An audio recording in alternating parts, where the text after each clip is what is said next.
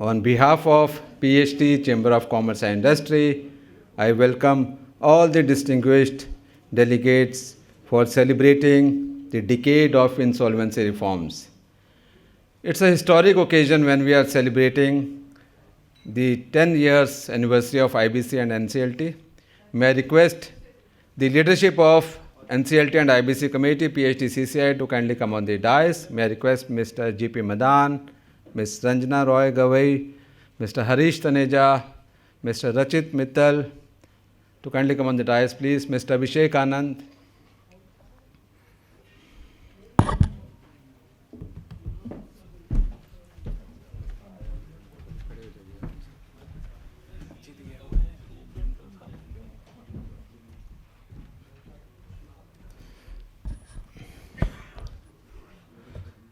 Mr. Harish Taneja. Okay. So before we officially start the celebrations, may I request everyone to kindly rise up for the national anthem, please.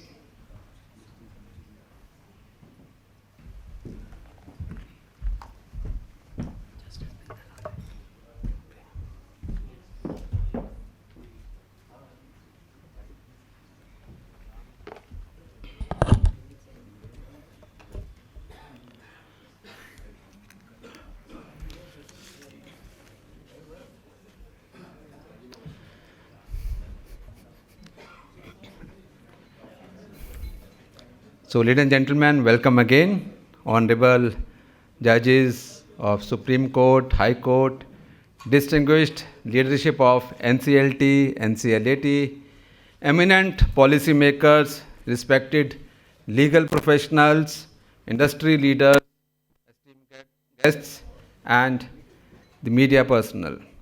On behalf of PhD Chamber of Commerce Industry, I welcome all of you to this very pertinent celebration of IBC and NCLT, wherein we are celebrating the anniversary, the completion of 10 years. So 10 years ago, as we all know that India stood at the crossroads. Our financial system was burdened by stressed assets, resolution was elusive, and creditor confidence was eroding. And IBC 2016, when it came into existence, it was not merely a legislative reform, it was a declaration of intent that India was ready to build an economy founded on accountability, transparency, and rule of law. And this decade is not merely a measurement of time, it is a mirror, it is a measure of transformation. And 10 years of IBC and NCLT have turned uncertainty into order, delay into discipline, and distress into opportunity. So today, we do not mark this day just as an anniversary. We basically celebrate the maturing of this reform that has reshaped India's economic conscience. And this IBC fundamentally has actually reoriented our commercial culture from one where debtors held disproportionate control to the one where the creditor rights are respected, time matters, and resolution is real. And the NCLT gave this framework institutional backbone, which is a structured, time-bound forum where insolvency proceedings could be adjudicated with consistency and judicial rigor. At PhD Chamber of Commerce and Industry, we have a very, I will say, vibrant IBC and NCLT committee, which is led by Mr. GP Madan as the chair, and we have co-chairs, Ms. Ranjana Roy Gavai, Mr. Abhishek Anand, Mr. Rachit Mittal, and Mr. Harish Taneja. And in fact, the committee has organized various forums, various discussion papers, webinars, both in physical mode, hybrid mode, and we have actually amplified the voice of the business in shaping the framework that work on the ground, not just on paper. And as we mark this milestone, let us pledge to carry the reform forward. We need to deepen more judicial capacity, we need to refine the framework as the business is mature, and also we have to expand the awareness and capacity building of all the IPs so that the IBC continues to serve its highest purpose. And because we feel that when justice moves swiftly and the enterprise is protected, then the nation prospers. So on behalf of PhD Chamber, I welcome you again to this celebration of IBC and NCLT at 10. Thank you very much indeed. And with this, I would like to invite Mr. G.P. Madan, the chair of the NCLT IBC committee, to give the theme address. Over to you, Mr. Madan. A big round of applause for Mr. G.P. Madan.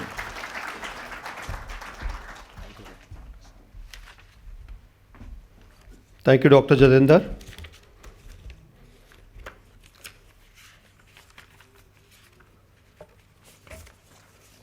Honorable Justice Ashok Bhushan, Honorable Justice Rajesh Bindal, Honorable Justice M.M. Kumar, Honorable Justice Sesha Shahi ji, all other members, because the list is very long and we need to save the time, all the sitting members of Nclt, NCLT, all the former members of Nclt, NCLT, officials from IICA, officials from IBBI, officials from SEBI, CEO, MD of NESL, my dear advocate friends, my dear insolvency professional colleagues, distinguished invitees, ladies and gentlemen, a very good morning to all of you.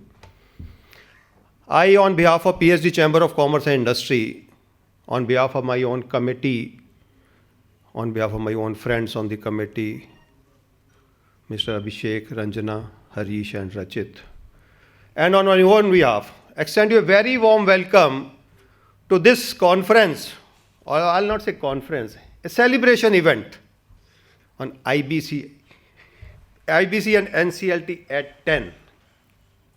And we have gathered to celebrate this event.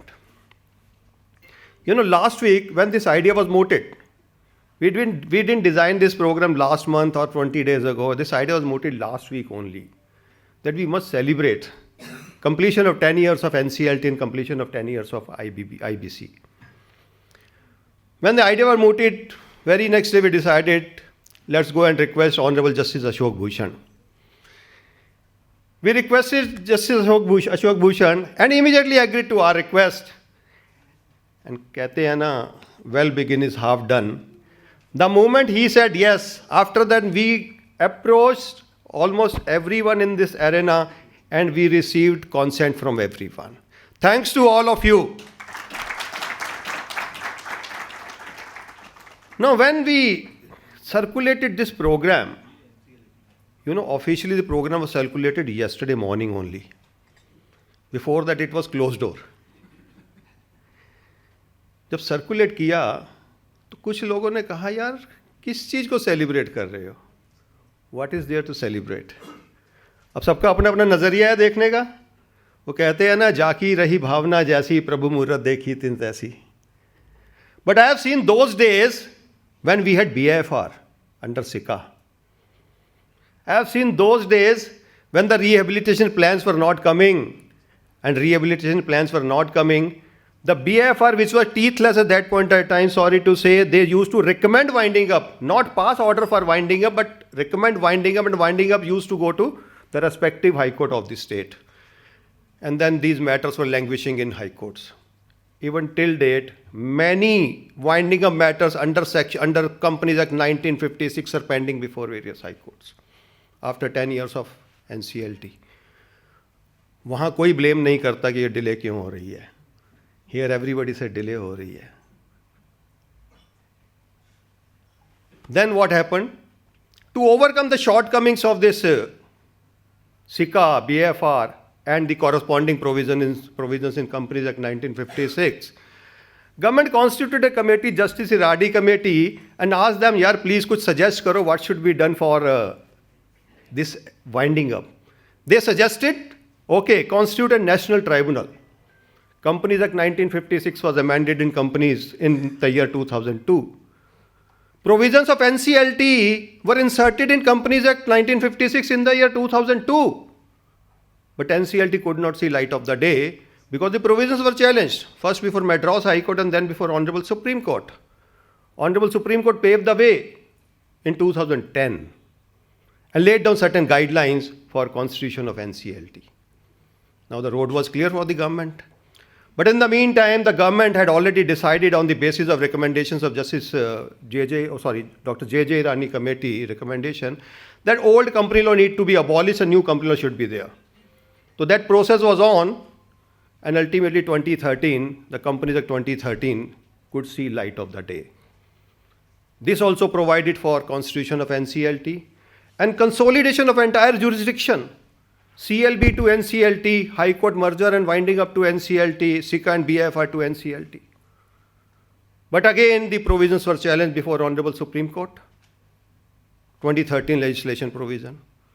May 2015, I still remember, Supreme Court again paved the way and asked the government to make certain changes with respect to appointment of technical members, if I remember correctly. And now the road was clear for the government to constitute NCLT. But in the meantime, there was one major development that in August 2014, government constituted another committee, Mr. T.K. Vishwanathan Committee, BLRC, Bankruptcy Law Reforms Committee. That committee gave its report to the government in November 15, and to be very frank. And November 15, the bill was tabled before Lok Sabha, bill was sent to Joint Parliamentary Committee. JPC submitted its report on 28th of August 2016, 5th May 2016, Lok Sabha passed. 11th May 2016, Rajya Sabha passed. 26th of May 2016, President signed, and it became Insolvency and Bankruptcy Code 2016. Within next 3 days, 1st of June, Government of India notified Constitution of NCLT and Nclt.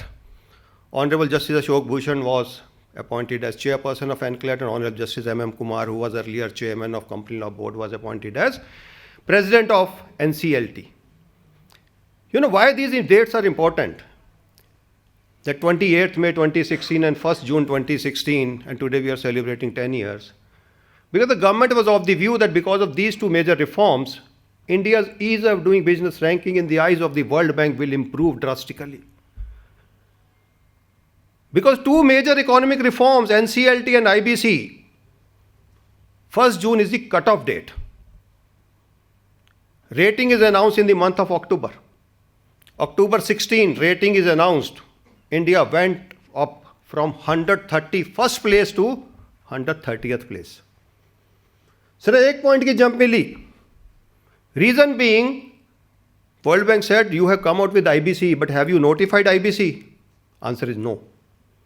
You have come out with NCLT, but have you constituted NCLT benches across the country? Answer is no. So no ranking upgrade. Within next 2 to 3 months, I tell you, the government constituted IBBI. Honorable Dr. M.S. Sahu is there virtually with us right now. He'll be addressing us. I tell you, still on a dining table, IBBI started functioning in Institute of Cost of Work Accountants. And we were with Dr. Sahu at that point of time with drafting of the regulations. Benches were constituted, NCLT benches were constituted, and 1st December 2016, provisions with respect to CIRP under IBC were notified. And we could see the impact of these changes in December 2016. In the very next year, when India's ranking was announced, India went up from 130th place to 100th place. 30 point की jump मिली एकदम से. Never seen. Never seen, and credit goes to NCLT and IBC. लोग जो मर्जी कहते रहे. I'm not concerned about that. Very next year, India again went up from 100th place to 77th place, thanks to GST. Very next year, 77th place to 63rd place. And after 2020, the ranking has not been announced by World Bank. And I've heard that now the World Bank is going to have some sort of ranking of business ready, that be ready ranking. When that will be announced, I don't know.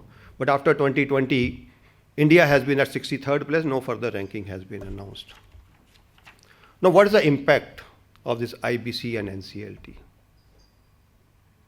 People might say that there is a haircut. People say that there is 69% haircut because 31% recovery has been there.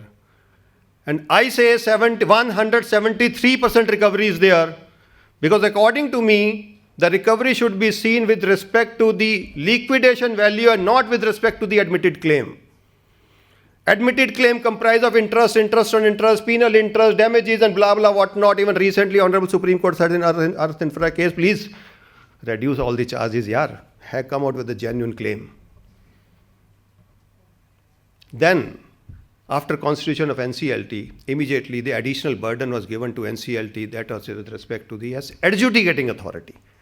NCLT under Companies Act, for Companies Act, but 2016 itself, IBC says, okay, you will be adjudicating authority also. IBC time bound. That was not the end. 2017, 2016, 2018, we saw Ministry of Corporate Affairs striking off names of more than 450,000 companies with the right to appeal under Section 252. Thousands of companies came before NCLT. The NCLT, 63 members, sanctioned strength, never saw 63. There was a time during COVID, it was just 50%. Infrastructure not there. Number of members not there. Staff not there. And we are expecting miracles. But I still say that miracles have happened. Miracles have happened in this field, and if you read, I was reading only day before yesterday, only, on 28th of May, day before yesterday, 2026, the Government of India has come out with a publication called India Insolvency Framework from Financial Distress to Structured Resolution. This report says that approximately 4.32 lakh crores has been recovered under IBC. But is that the only amount recovered? Answer is no.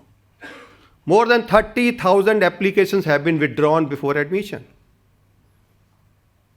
More than 14 lakhs crore was the underlying debt in these 30,000 plus applications. Is that the end?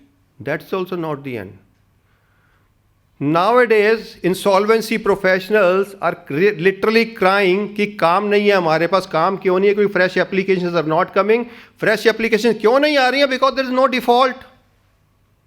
अब default नहीं होगा तो application कहाँ से आएगी? See what is gross NPA in the country as on date, what is net NPA in the country? 2.2% gross NPA, net NPA 0.5%. Dr. Sahu is there, he used to say in the very beginning, the best use of IBC is not to use it. And that has started happening now. Now we are at such an era, we are such a point of time that defaults are not there, banks are flourishing. Is it not a cause for celebration? Is it not a cause for rejoicing? Is it not a reason to toast? And toast for whom? Toast for them who have been at the helm of affairs of this entire spectrum during last 10 years. Members of Nclt, officials of Ministry of Corporate Affairs, officials from IBBI, officials from the bank, officials from information utility, insolvency professionals, we the lawyers, banks, financial institutions, everybody deserves every applaud.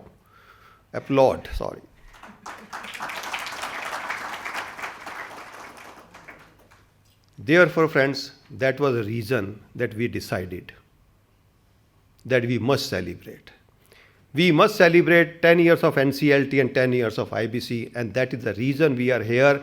And we have also decided to felicitate all those stakeholders, all those who have been instrumental in the success of IBC and success of NCLT. And that's why we are here. Thank you very much, everybody, for being here with us. Thank you.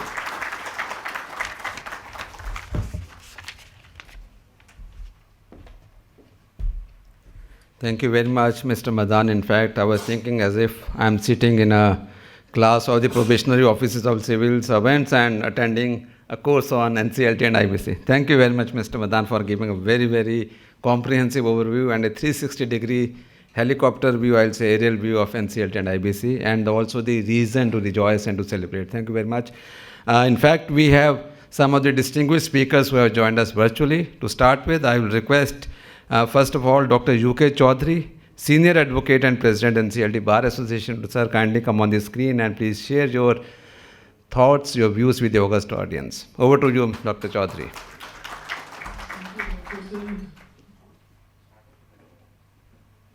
Honorable Justice Ashok Bhushan, Chairperson, NCLT, Honorable Justice Rajesh Bindal, former Judge, Supreme Court of India, Honorable Justice Anupendra Singh Grewal, President, NCLT, Honorable Justice Edmund Kumar, Founder, President of NCLT, and former Chief Justice of JNK High Court, and beloved patron of NCLT Bar Association, Justice K. Shishai, Judicial Member, NCLT, Justice Yogesh Khanna, Judicial Member, NCLT, Justice Mohammad Faiz Alam Khan, Judicial Member, NCLT, Justice Jyotsna Sharma, Judicial Member, NCLT.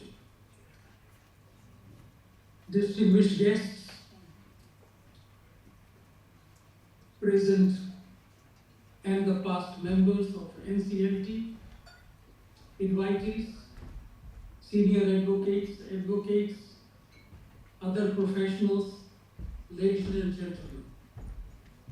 First of all, I apologize for not being there personally to greet all of you at your gathering at this stellar and momentous occasion of celebrating the very meaningful, purposeful, and magnificent achievements of the tireless working of NCLT in the areas of corporate laws and especially in the area of IBC. I wish to thank PhDCCI for this wonderful idea and a wonderful thought. But at this occasion, I just wish to share a thought with you all that our most skilled, knowledgeable, and exceptionally professionally competent bar has a significant contribution to assist the honorable members of NCLT and honorable members of NCLT to achieve the wonderful results of the working of NCLT in the areas of the corporate laws and especially in the areas of IBC. The achievements are known to all of you, particularly those who have been closely working in the area, that how much successful the insolvency laws in India have come to in comparison to the other laws which have not worked out to that success as the IBC has achieved. I, as a member of the bar, am very proud of the achievements that the bar has so professionally assisted the honorable members in NCLT and NCLT. And I look forward that this association and this cooperation will continue, and I assure all the stakeholders that the bar will always be there to give its contribution professionally and socially as will be required, and we will stand by the performance of the NCLT and the NCLT.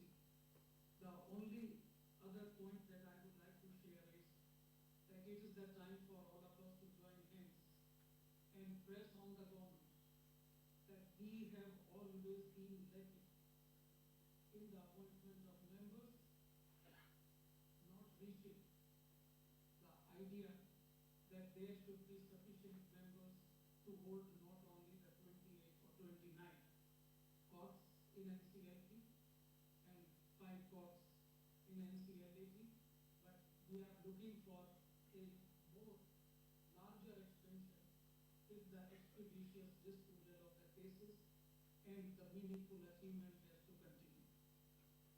I am sure that the government, if we all press together, will listen to it and give us more members, more infrastructure, more employees, more staff, and more facilities.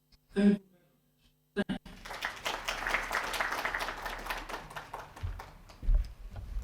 Thank you. Thank you very much, Dr. Juke Chaudhary. And in fact, we have felicitation also for you. But once you are back in India, definitely we'll be sending the memento in your office. Now, I would like to invite Shri P.K. Malhotra ji, former Secretary, Ministry of Law and Justice, to share his thought process with the august audience. Mr. Malhotra, please.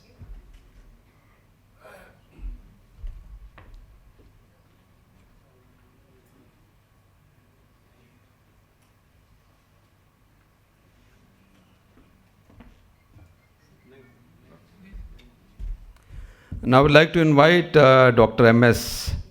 Sahu Saab, former chairperson IBBI, to share his thoughts. Dr. Sahu, please. Thank you, PSD. Good morning, IBC fraternity. I apologize for joining you virtually. As the IBC enters its 10th year, it's an appropriate moment to reflect on what we have achieved and where we have fallen short. The achievements are substantial. Mr. Madan and Mr. Chaudhary have explained a bit. The proportion of distressed farms being rescued has increased significantly. The realizations have consistently exceeded liquidation values at about 170%. The court has delivered thousands of resolutions in its shadow. And at a macroeconomic level, we have witnessed transformation of twin balance sheet syndrome into a twin balance sheet advantage. Bank NPAs are at historic lows, and the banking sector, as you have seen, the last financial year has made a profit of 3 lakh crore.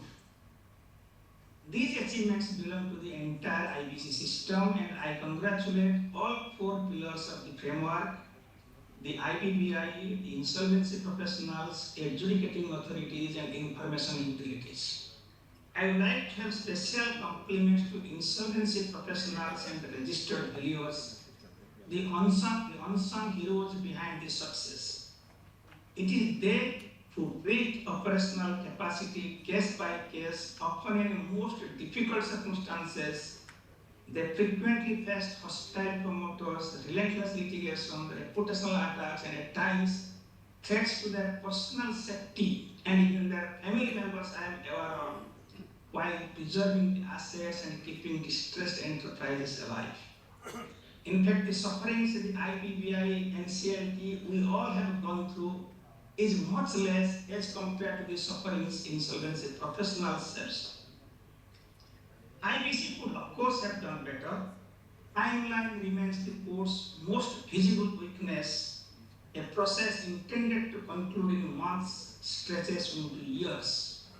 Several years for approval by the adjudicating authority after a committee of creditors have approved. Evidence transactions are pending for years, and all these are frustrating the value maximization, frustrating the objectives of the court. I also feel a little concerned about the distributive outcomes, which of course we all are bound by the law. The priority structure under the IBC effectively divides operational creditors into 4 categories: workmen, second employees, third government authorities, and fourth, the residual category, the other operational creditors, largely vendors, suppliers, and MSMEs.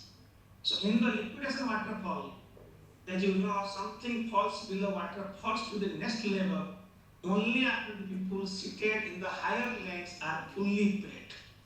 We have the data to show that personal creditors are getting about 5 to 7% of their claims, but we don't have the disaggregated data.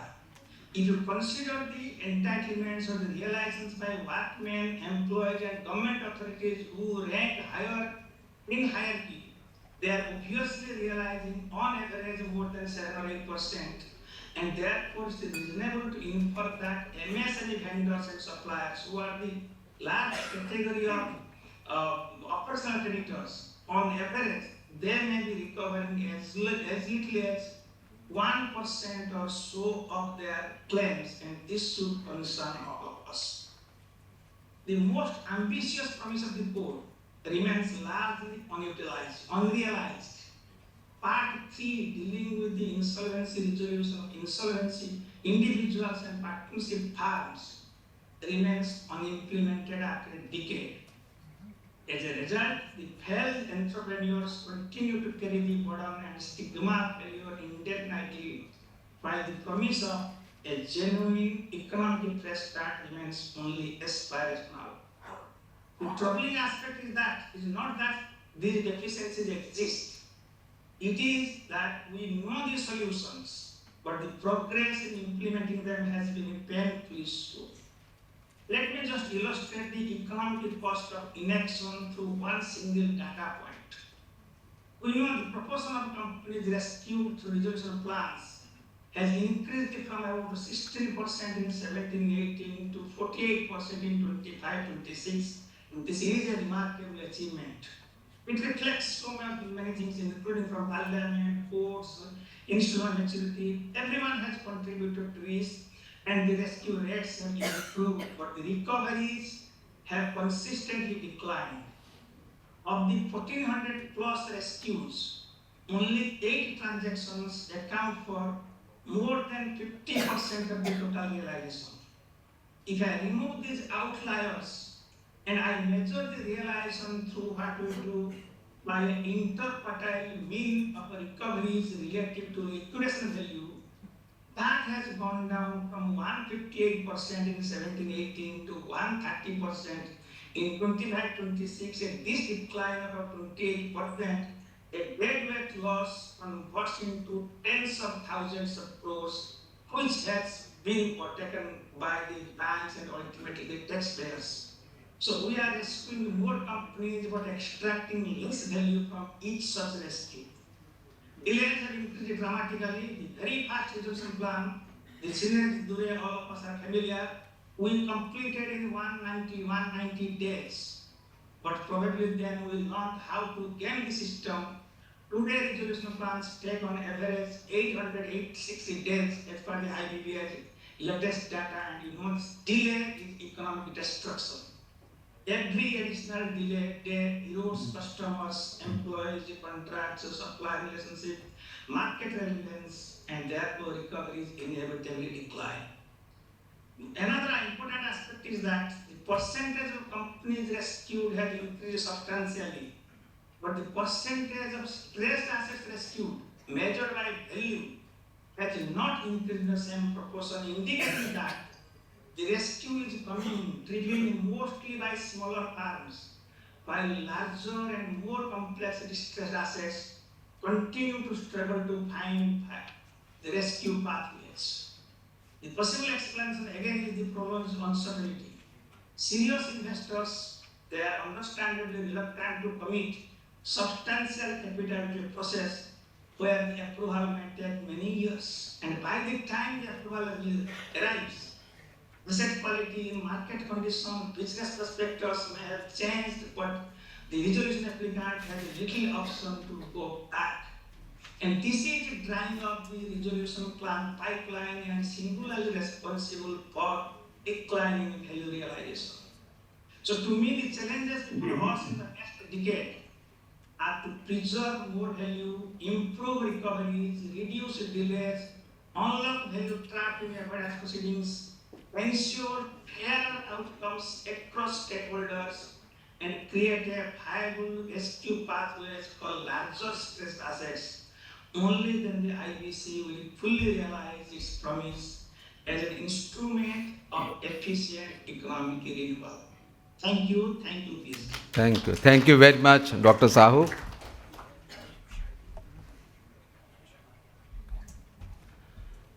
Let us check if Mr. Malhotra has logged in. If you can check.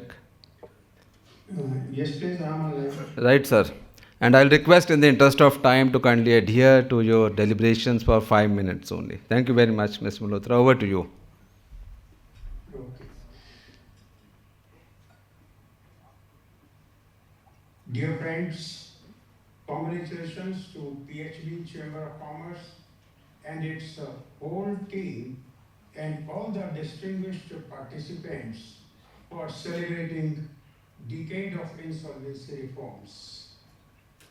10 years in the life of an institution is a short period, to assess the success of any institution or law, but it is good time to look at the economic reforms that are linked to such institutions and the law. If you look at the laws prior to the enactment of IBC in 2016, insolvency was considered to be a bad word, not only for the entity, but also for the process involved and the time taken. In one of my informal talks with the then Finance Minister, Shri Ibc Nclt, he mentioned that law must be such which prefer revival of the company business to insolvency and saves industry and employment. With the implementation of the IBC, India has shown to the world that our economic reforms are in the right direction. I understand, since passing of IBC, more than 1,400 companies have succeeded in having the resolution plan approved, thereby saving the industry and employment. We have been able to improve our world ranking in the ease of doing business. To meet aspirations of the industry and the business, the law itself has been amended 6 times to achieve the desired objective. While appreciating the economic reforms resulting from enactment of IBC, let us analyze what are the areas needing the further reforms for better results. Strengthening the regulatory framework, implementing Part 3 of the Insolvency and Bankruptcy Code dealing with individual insolvency, resolution, adhering to the timelines prescribed under the law, and strengthening the adjudicating authority are some of the areas which need urgent attention. Our judiciary too has played a crucial role in supporting economic reforms and has, by and large, interpreted laws to promote social and economic rights of the citizens, thereby giving effect to the mandate given in the directive principles of state policy. On this occasion of celebrations, let us resolve that we will jointly try to achieve the objective for which the law was enacted. Once again, I thank the organizers for making me part of this celebration. Jai Hind. Thank you very much, Malhotra sir. And in fact, Mr. Malhotra and Dr. UK Chaudhary right now they're in US. We have kept them awake. I think it's 1:30 a.m. or 2 a.m. there. 2 a.m. So apologies for that, but thank you for sharing your perspective, which was very, very important and pertinent. Now I would like to invite Shri Santosh Shukla ji, Chief General Manager SEBI, to kindly share his thoughts with the august audience. And sir, again, time limit, sir, 5 minutes, please.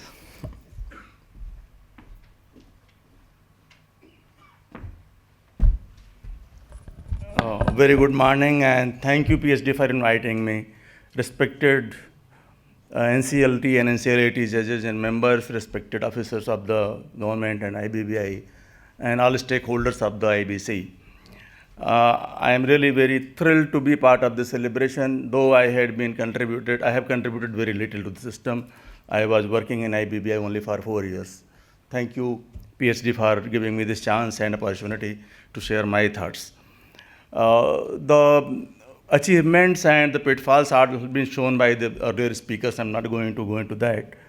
My point of discussion which I am going to throw before you to see the law as it was conceived was to, of course, keeping in mind the astronomically high NPAs, but the intent was not to wipe out the NPA and close the system. The law was made a living law. It was conceived as a law of experimentation, innovation, and restructuring. So, of course, the word default is used, but I personally feel that the law which has been conceived is not only a black letter man law, it is the law for the data and the economics. It is the law for the economic development supported by the data.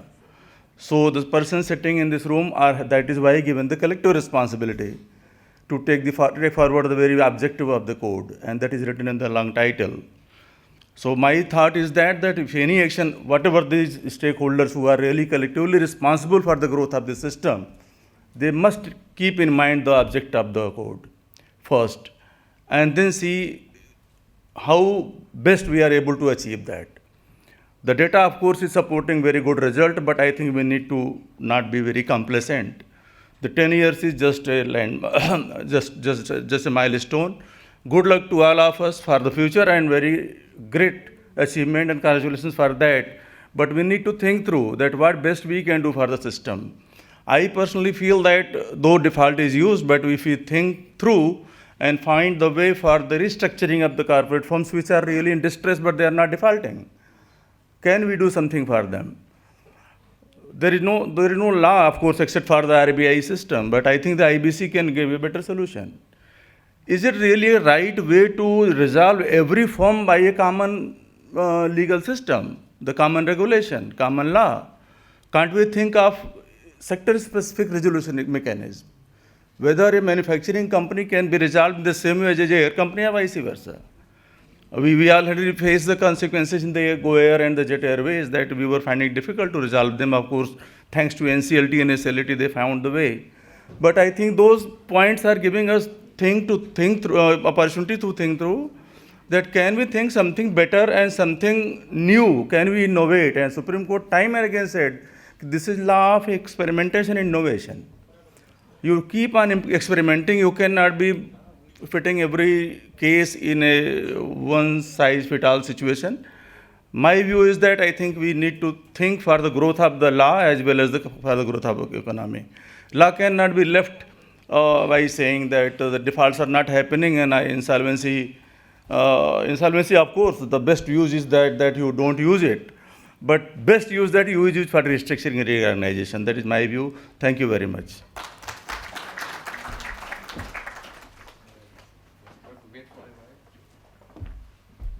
Sir, we have to felicitate CB for doing a wonderful job in this arena. Kindly come on the dais. I'll request our chair and co-chairs to kindly come and felicitate Shri Santosh Shukla ji. Please.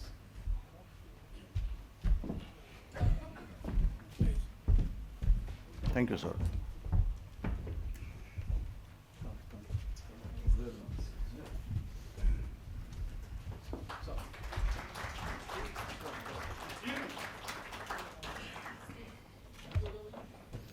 Thank you very much. Now I would like to invite Dr. Anju Rana Madam, Member Secretary, Department of Legal Affairs, to kindly share her thoughts with the audience. Over to you.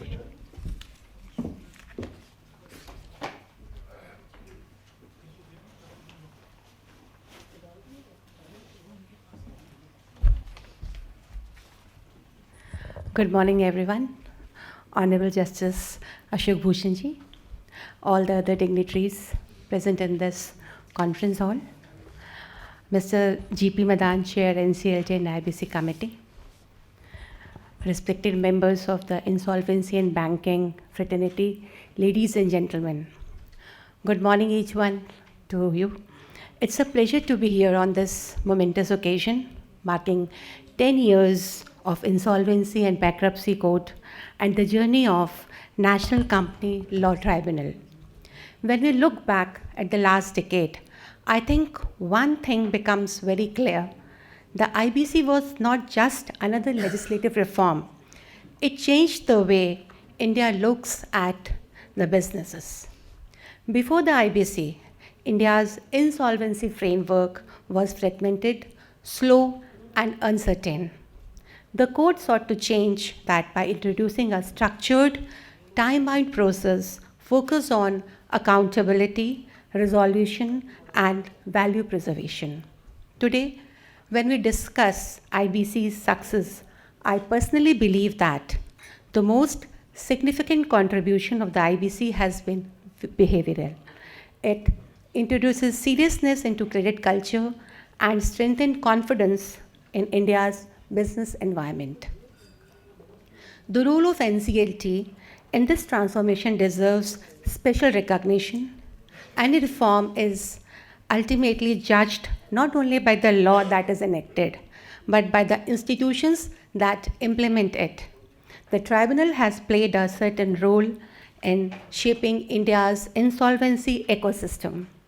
As India contributes its journey towards becoming a leading global economy and a vision of Viksit Bharat 2047, strong commercial institutions will remain always essential.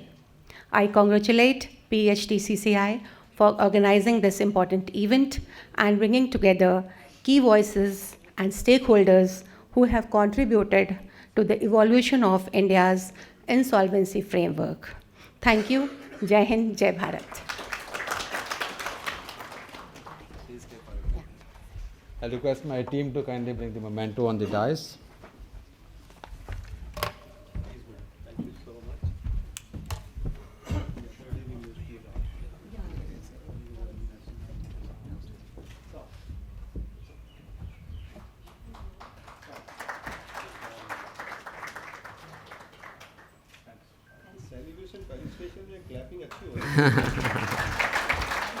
Thank you, sir.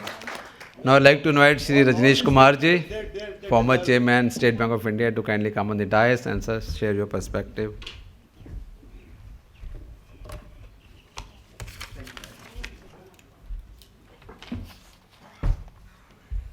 Thank you so much for inviting me today.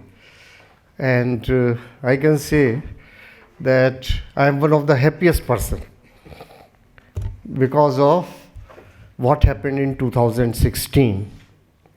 And I was at the helm of affairs at that time at the State Bank of India as managing director, and later on in 2017 I became chairman and had the opportunity to be very closely associated with what was happening around us.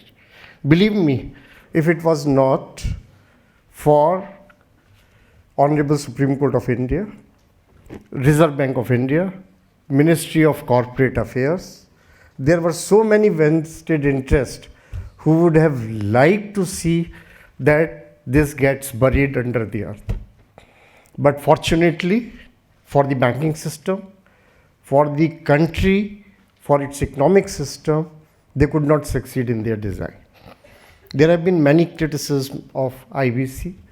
Some of them are fair, and mostly today I believe it is all around that adherence to the time frame. I think that is the major criticism, but it was a new law. And before that, not having a law like this, that itself was a surprise. A capitalist society cannot work efficiently unless the exit for a corporate, that path is defined. Entry is easy, but exit in this in our country was extremely difficult. Mr. Madan mentioned about BIFR. Having served the bank since 1980, I've been witness to BIFR. So like what was the fate of the industry, what was the fate of the banking system resolution, that was horrible. And criticism around the recovery. So first thing which, for bankers also I say that we have not reconciled to the fact that IBC was not entirely a recovery mechanism. It was more around resolution of enterprise, because if an enterprise is rescued in time, then the impact on the economy, we don't sometimes realize that irrespective of the ownership, whether enterprise is owned by the government or enterprise is private, it is an enterprise, it is a national asset, irrespective of the owner. Government ownership does not make an enterprise a national asset. It is a national asset, so much contribution to employment, taxes. So once the enterprise closes, only then we realize its importance. About the recovery, I have a very favorite example, and with that I will end, because like there are so things. So the classic case is steel industry. And we had SR Steel at that time, Bhushan Steel, Bhushan Power of Steel. They had identical capacity, 5 million tons right now. The banking system's debt more or less was equal, 45,000 crore. Why did one asset fetch 54,000 crore and another 35,000 crore and the third one 22,000 crore? It is because one is someone who is putting value. He has to see that value. This is not what I desire. I would have loved to have 50,000 crore for all the 3 assets. But it cannot be because I need a buyer. And buyer's considerations are that if it is a port-based fantastic plant, I will put 54,000 crore.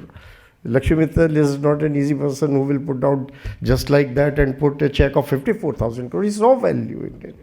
But that value was not available in Bhushan Power and Steel, where Jindal's put 22,000 crore only. And Jet Airways, we got nothing. Of course, we didn't go to NCLT, but because there was nothing which a buyer would get by buying it. Or what will he pay for it? Planes are all leased. There's one office on which HDFC Bank had a charge and they got their money, whatever they could realize. So it's very difficult for common man or public to realize the nuances of what is happening. And then we talk very passionately about haircut. But I think for the banking system, for the country's economy, this is one of the best things which happen. We are seeing the results today. And if banking system today, you spoke about 3 lakh crore profit, it would have not been possible unless the IBC law, which got enacted in 2016, and its tumultuous journey. So many issues Supreme Court have clarified: supremacy of committee of creditors, home buyers' right, operational creditors' position. They all have been very contentious issues. But thanks to Honorable Supreme Court that they cleared air about almost everything. I don't know. And with the latest amendments in IBC, whether there is anything left to litigate, but litigation will still be there. And really, from banking fraternity, I can be just conveying my thanks and gratitude the way things have been handled and this thing. And thanks to PhD Chamber of Commerce for organizing this word and very lightly using the word celebration. At least I am all for it. Maybe those who lost in the process their enterprise, they may not be a cause for celebration for them. But thank you. And one final thing. So another favorite thing, that for bankers, so before 2016, it was their NPA, bankers NPA, mind it, my word. After 2000, it is now borrower's NPA. Otherwise they will say, sir, आपका NPA है, आप देखो क्या करना है. अब कोई नहीं बोलता. Thank you. Thank you very much.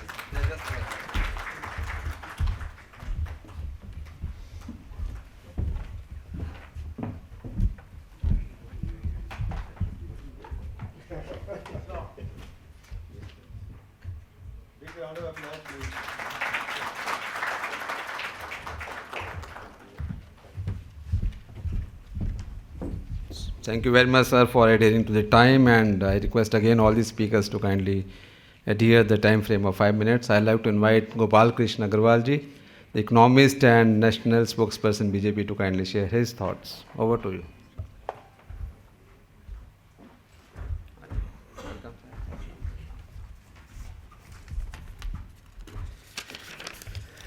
Namaskar. For brevity of time, I would not mention everybody's name, but Madanji, my old friend and close friend, he elaborated the whole process very nicely. So I must congratulate PhD and his team, or PhD team, for this celebration. Really, this 10 years of IBC and LCNT is a time for celebration. It is one of the major reform that our government, Modi government, has taken with GST and IBC. I consider that what we see, the economic recovery in the country now, this is one of the strong pillars. And therefore, I must tell everybody that surely this is time for celebration. 2-3 briefly points I would like to say. That going forward, one thing is we are always discussing IBC and the success of IBC and LCNT, considering the recovery. That narrative, I think it is better that we change that narrative into how much resolution, how much companies are resolved in that, one thing. Second, surely it has created a good credit ecosystem, credit discipline. What other important thing it has done as a professional VC is there is a better realization that there should be a better contract design when you go into any contract. And that is one point which is lacking in our business ecosystem, that we were not focusing, even government contracts, etc., we were not focusing on what is the way the contract should be designed. The importance of contract design has been reiterated under the IBC system. The second point that I would like to say is we need to move ahead in sectoral resolution, like home buyers. I have been working for home buyers in Noida, etc. We have to work on more specific cases under the IBC, how to resolve these things. And the third point is we have to strengthen the out-of-court settlement process. We have said that more than around 32,000 cases have been settled because of deterrent value of IBC under the out-of-court settlement. So we need to strengthen how to go about in the out-of-court settlement. And the last point that I would like to say, that with IBC, the way we have seen the rise of startup ecosystem, etc., the risk-taking capacity of individual, corporate, and industries has increased in the country. So risk-taking capacity has increased because of IBC. Other points other than what has been mentioned by our esteemed speakers here is risk-taking capacity has increased, contract design, importance of contract design has increased, and out-of-court settlement, we need to work more on this. But this is a time for rejoice. We appreciate all the people who have contributed to the growth of this ecosystem, and surely it will take us to the Viksit Bharat that we all strive for. Thank you very much.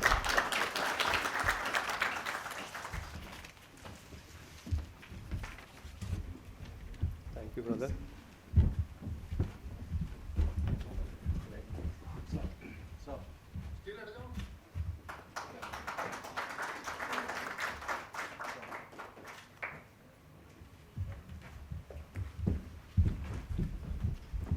Now I would like to invite Mr. Devroy Chaudhary Saab, MD and CEO NESL Limited, to kindly share his thoughts.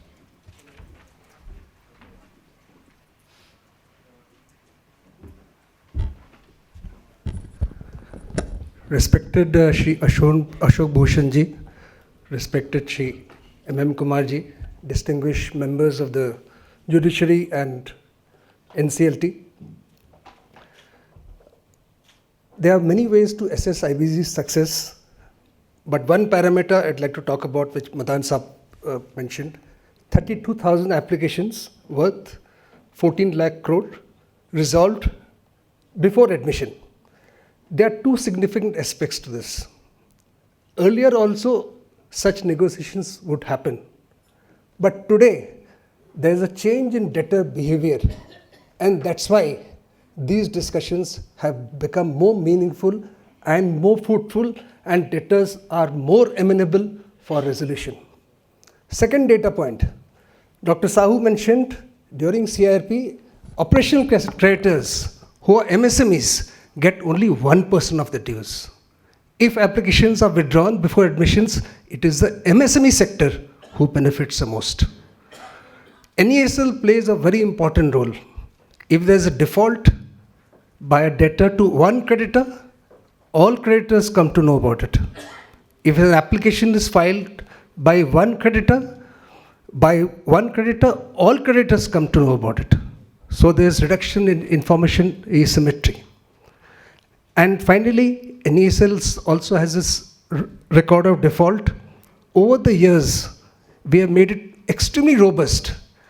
And I would like to assure this entire insolvency ecosystem that NESL is fully geared to support the new amendments to the IBC, wherein under Section 7 it is sufficient for the AA to refer to only the ROD of the IU NESL to ascertain the existence of default and admit a company into insolvency proceedings. Finally, I would like to state that the success of the IBC is like an orchestra where everybody played its role. The honorable members of the judiciary, the IP, the RV, IBBI, NESL, I think all of us had to play a role. Everybody worked in unison, and that's how we achieved this success. I think going forward, we all have to work together to take IBC to further heights. Thank you very much, PhD Chambers of Commerce, for having me here.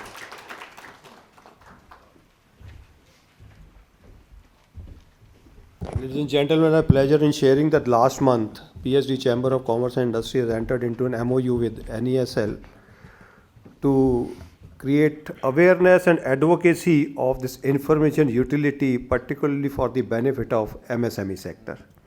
Thank you, Mr. Chaudhary.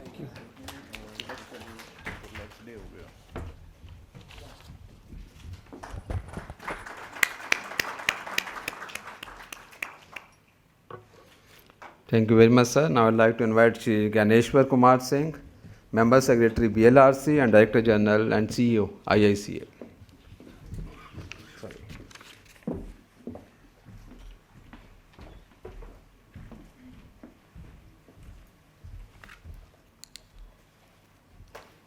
Good morning. Thank you, PSD, for giving us the opportunity. Honorable Justice Ashok Bhushan Ji, Honorable Justice Rajesh Bindal Sahab Ji, Honorable Justice M.M. Kumar Sahab, Honorable Justice Grewal Sahab, Dr. M.S. Sahu, Madam Dr. Ranju Rathi Rana Ji, NCLT members, past members, and distinguished participants. I will take 1 or 2 minutes more because I am the link where I could say, like Mahabharata, how this all ecosystem is being played, because I was Joint Secretary in the Ministry from 2016 to 21. And this was a very difficult time. Honorable Justice Kumar Sahab is smiling because when we decided that we have to start insolvency cases, we went to him and he's a very tough bargainer. He said, where is the mandate? Mandate is for company law. From where you have come? So we started from that time, and sir was kind enough to ensure that cases are not only admitted, he personally monitored. So development of this ecosystem, the most important job was how to use whatever has been written, and NCLT is the platform where it was all tested. So that was a great time, sir. There was another difficulty that whenever I was the Joint Secretary, I have to sign 6 amendments. Out of 6, 4 were ordinances. So 10 times we have to go to Parliament. Madam Rathi is here. She came late. Whenever I used to go to Legislative and Legal Department, they used to say, you are the only ministry for us. We have so many. Don't harass us, because after every 2 months we are going, we need amendment. So that was the spirit that time. So what was made possible? It was made possible due to the ecosystem. We were not working in silos, whether it's a legal department, whether it's a legislative department, all ministry, because cabinet note has to be circulated. And most of the guidance we used to get it from that time. We had NCLT chairman, Mukhopadhyay Sahab, Kumar Sahab. My job was like ambassador who doesn't know much. I will go to them, and there was a grilling session. What you have amended? Do you know the implication? So that was a very difficult time and lot of learning. And whenever we used to interact, there was a words of wisdom, learning, and we learned a lot. So my job was difficult for 2 reasons. First, recruit members, decide the rules, RR rules, try to provide the manpower, infrastructure, at the same time, amendment for the IBC. We had a great difficulty, sir will remember, getting law clerks, getting stenos, getting the infrastructure, getting people on the contract, because system was not ready, but due to working of all of us, it was made possible. I will not take much time. 2, 3 things I will say. That this is the best example. If all of us work together, anything is possible in this country. Who can imagine? In 3 years, we have started from 18 onwards, 18 to 21, 3 years, we have around 6 amendments. Who can believe? We have generally sunset clause for any law, that is 5 years. Here, every 6 months, it is a living document. And whenever there was a problem, each of us were ready. IBBI started like a startup in cost accountancy, their office. No office, no work. Everyone is working, trying to finalize the regulation. So all ecosystem, we have worked together in that way. There are another 2-3 important things. We have talked about role of IBC, how it has made impact in the overall credit culture. 2 important lines will sum up. In Swiss Ribbon case, Honorable Justice Nariman has said that defaulters' paradise is lost, and a rightful place of economy is there. So this is the one line. Second is, we are a country where we see that sick companies prospers corporate debtor. So all of us agree these are the statement for the past. It will not be the statement for the future. 2-3 important things. We have done a great job with Honorable Justice Kumar Sahab. We have gone to UK to see how the personal insolvency can be started. This is agenda, unfinished agenda. Personal insolvency is required. Second, we have to have IBC 21, more of use of technology. Because how we can use technology, all information is information asymmetry has to be some way minimized. We have to develop a new system. What is this new system? Asset-light companies, new age companies, IP, service sector, the framework for insolvency that still has to evolve. Then there is another thing that is very important. 166(2) talks about fiduciary duty of directors. Nowhere creditor is there. It's a long list. Shareholder, society, environment. So this is another for corporate governance. We have to think of how the creditors are also part of fiduciary duty of directors. UK, through the jurisprudence, law has been developed. Whenever company is going through this kind of a imminent insolvency phase, imminent default, directors has a personal responsibility. So we can have more of a restructuring. So IBC2, we can say of more of a restructuring, different kind of a framework of restructuring. So that is another way of looking at it. I think we have to finish because time is short. Otherwise, there was some other point I could have discussed, more of pre-pack. One last point, last minute. I was the joint secretary. With great difficulty, we visualized that we have to give some kind of exit for the small companies. But only 17 cases have been filed. So we have to work together for the awareness. They need the exit. Second is, new act also talks about creditor-led insolvency. We have to work so that people are aware. So that is another important agenda. And third, the most important thing is the awareness has to be there. Otherwise, cross-border insolvency and more of a capacity of the whole ecosystem, we have to have some kind of a more strengthening of NCLT infrastructure, more strengthening of the ecosystem, because without a strengthening capacity building of ecosystem, cross-border insolvency will be a great problem. Thank you so much.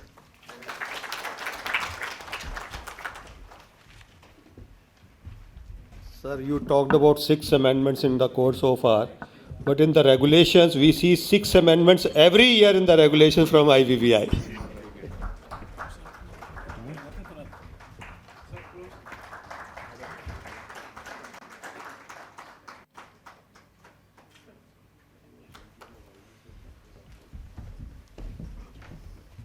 Thank you very much, sir. Now I'd like to invite our, distinguished speaker who is with us, Honorable Justice M.M. Kumarji, former President NCLT and former Chief Justice J&K High Court. Over to you, sir.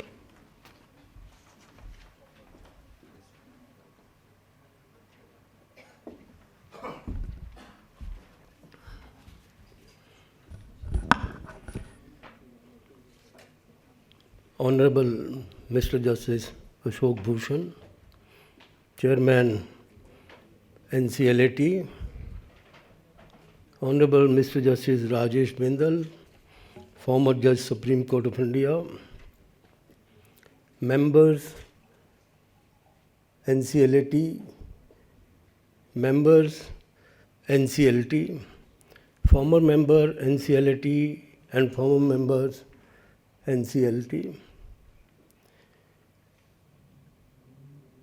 IRPs, members from IBs, learned advocates, friends from media.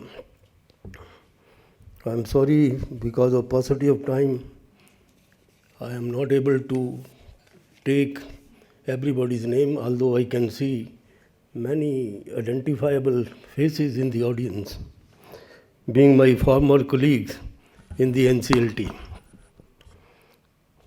Friends, when I was chairman Company Law Board in 2016, the then Finance Minister and the Minister of Corporate Affairs, Shri Ibc Nclt, he was in Japan. The Ministry of Corporate Affairs, on the signing of the Act, got in touch with me that a call has been received to notify NCLT on 1st of June. I reacted sharply, as Mr. G.K. Singh have told you. I said, there is no infrastructure. There is no pen, copy and table. How I will go about it? I was in the old building of Company Law Board. I said, no sir, the building is ready. But building was provided to us. The abandoned building of the Directorate of CBI, declared unfit for human habitation. One has to climb 6 floors during rainy season because the lift will not operate. 11 members at that time. So, to provide them some solace, I told each one of them that what a judge requires. A judge requires only a table, a chair, a pen and a notebook. That we are providing you. In Srinagar, when the flood came in September 2014, I faced similar situation there. So I quoted that example to them to inspire them to start working. And believe me, each one of them not only worked, they worked wonderfully well. Because there were 11 locations where the NCLT was to work from every state capital. I'm sorry, I will take little more time. Kindly allow me to encroach upon. So the task was very difficult, and soon thereafter our strength rose to 25, some retired, some new came. Total strength notified under the Companies Act for the NCLT to deal with companies' cases was 63, 62 members, 31 each judicial and technical, and 1 president. 63.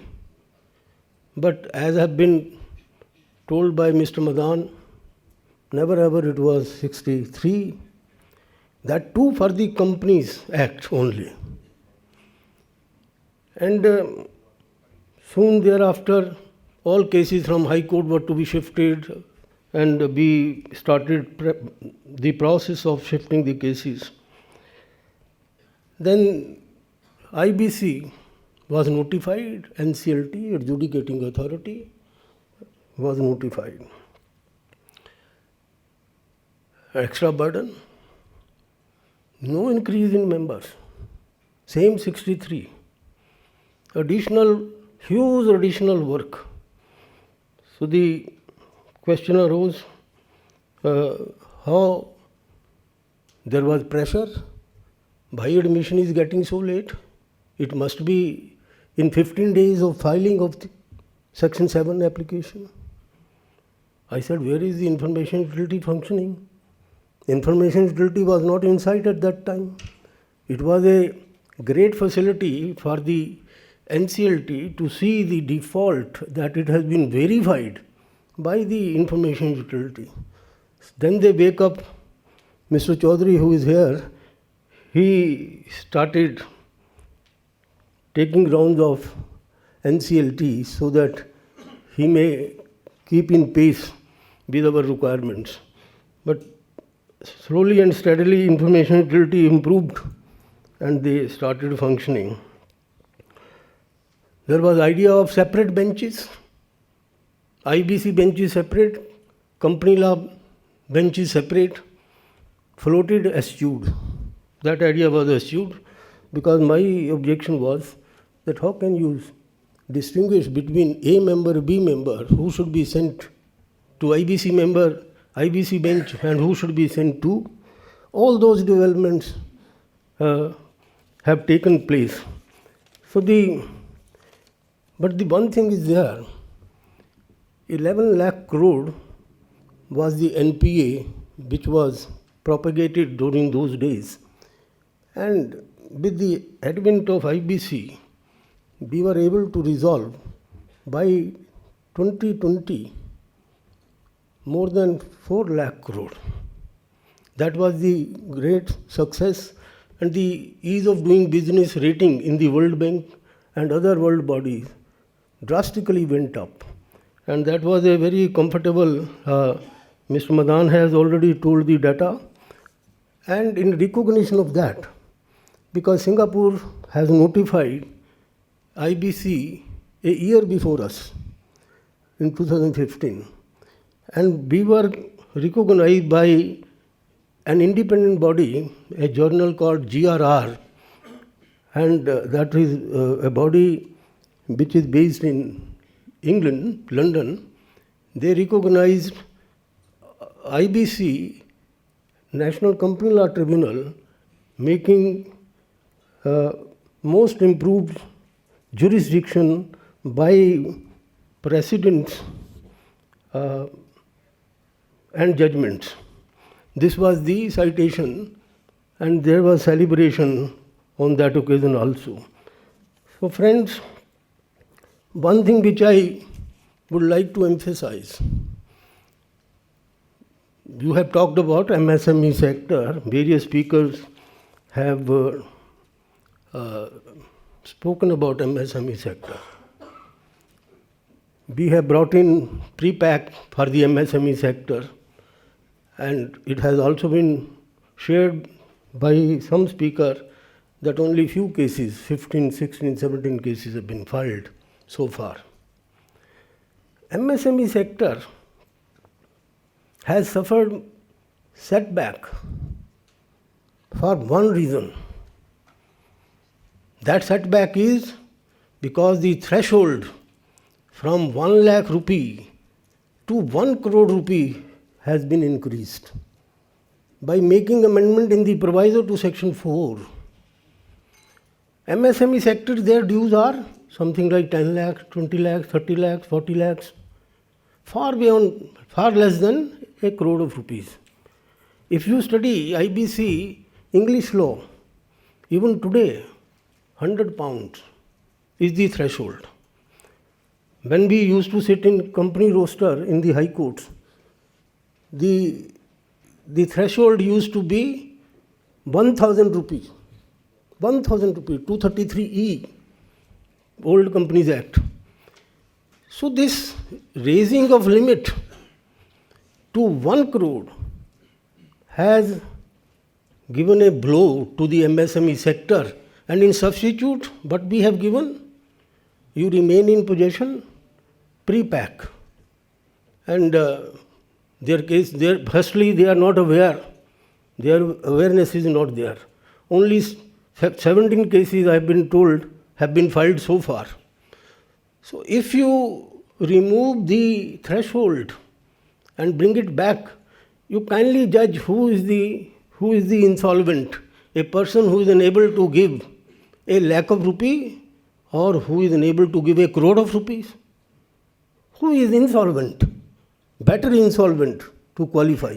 Certainly everybody will answer a lakh of rupee.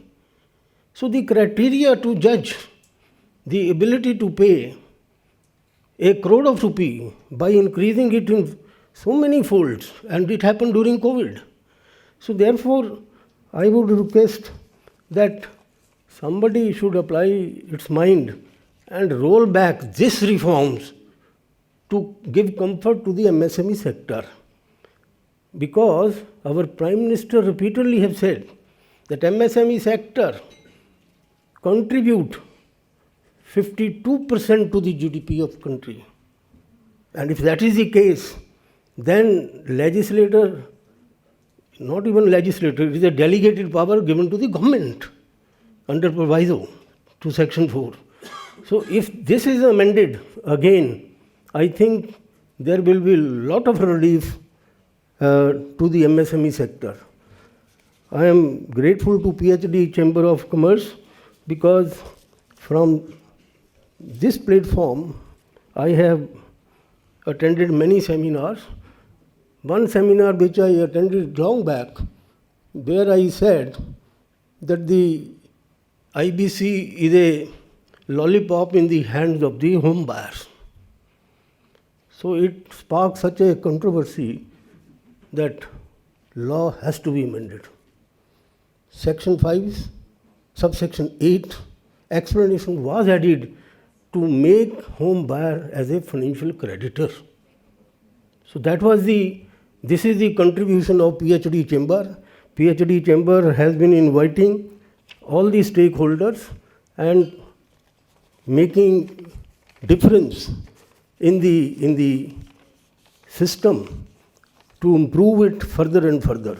I am grateful to Mr. Madan and the whole team for granting me this opportunity. I am sorry I have taken a little more time. Thank you so much. Perfect, thanks. Thank you.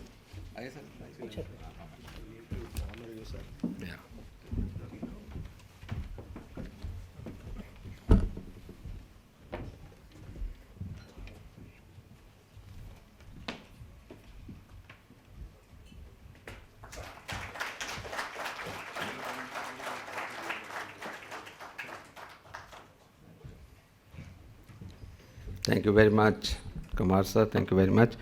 Now I'd like to invite Honorable Justice Rajesh Bindalji, former Judge, Supreme Court of India.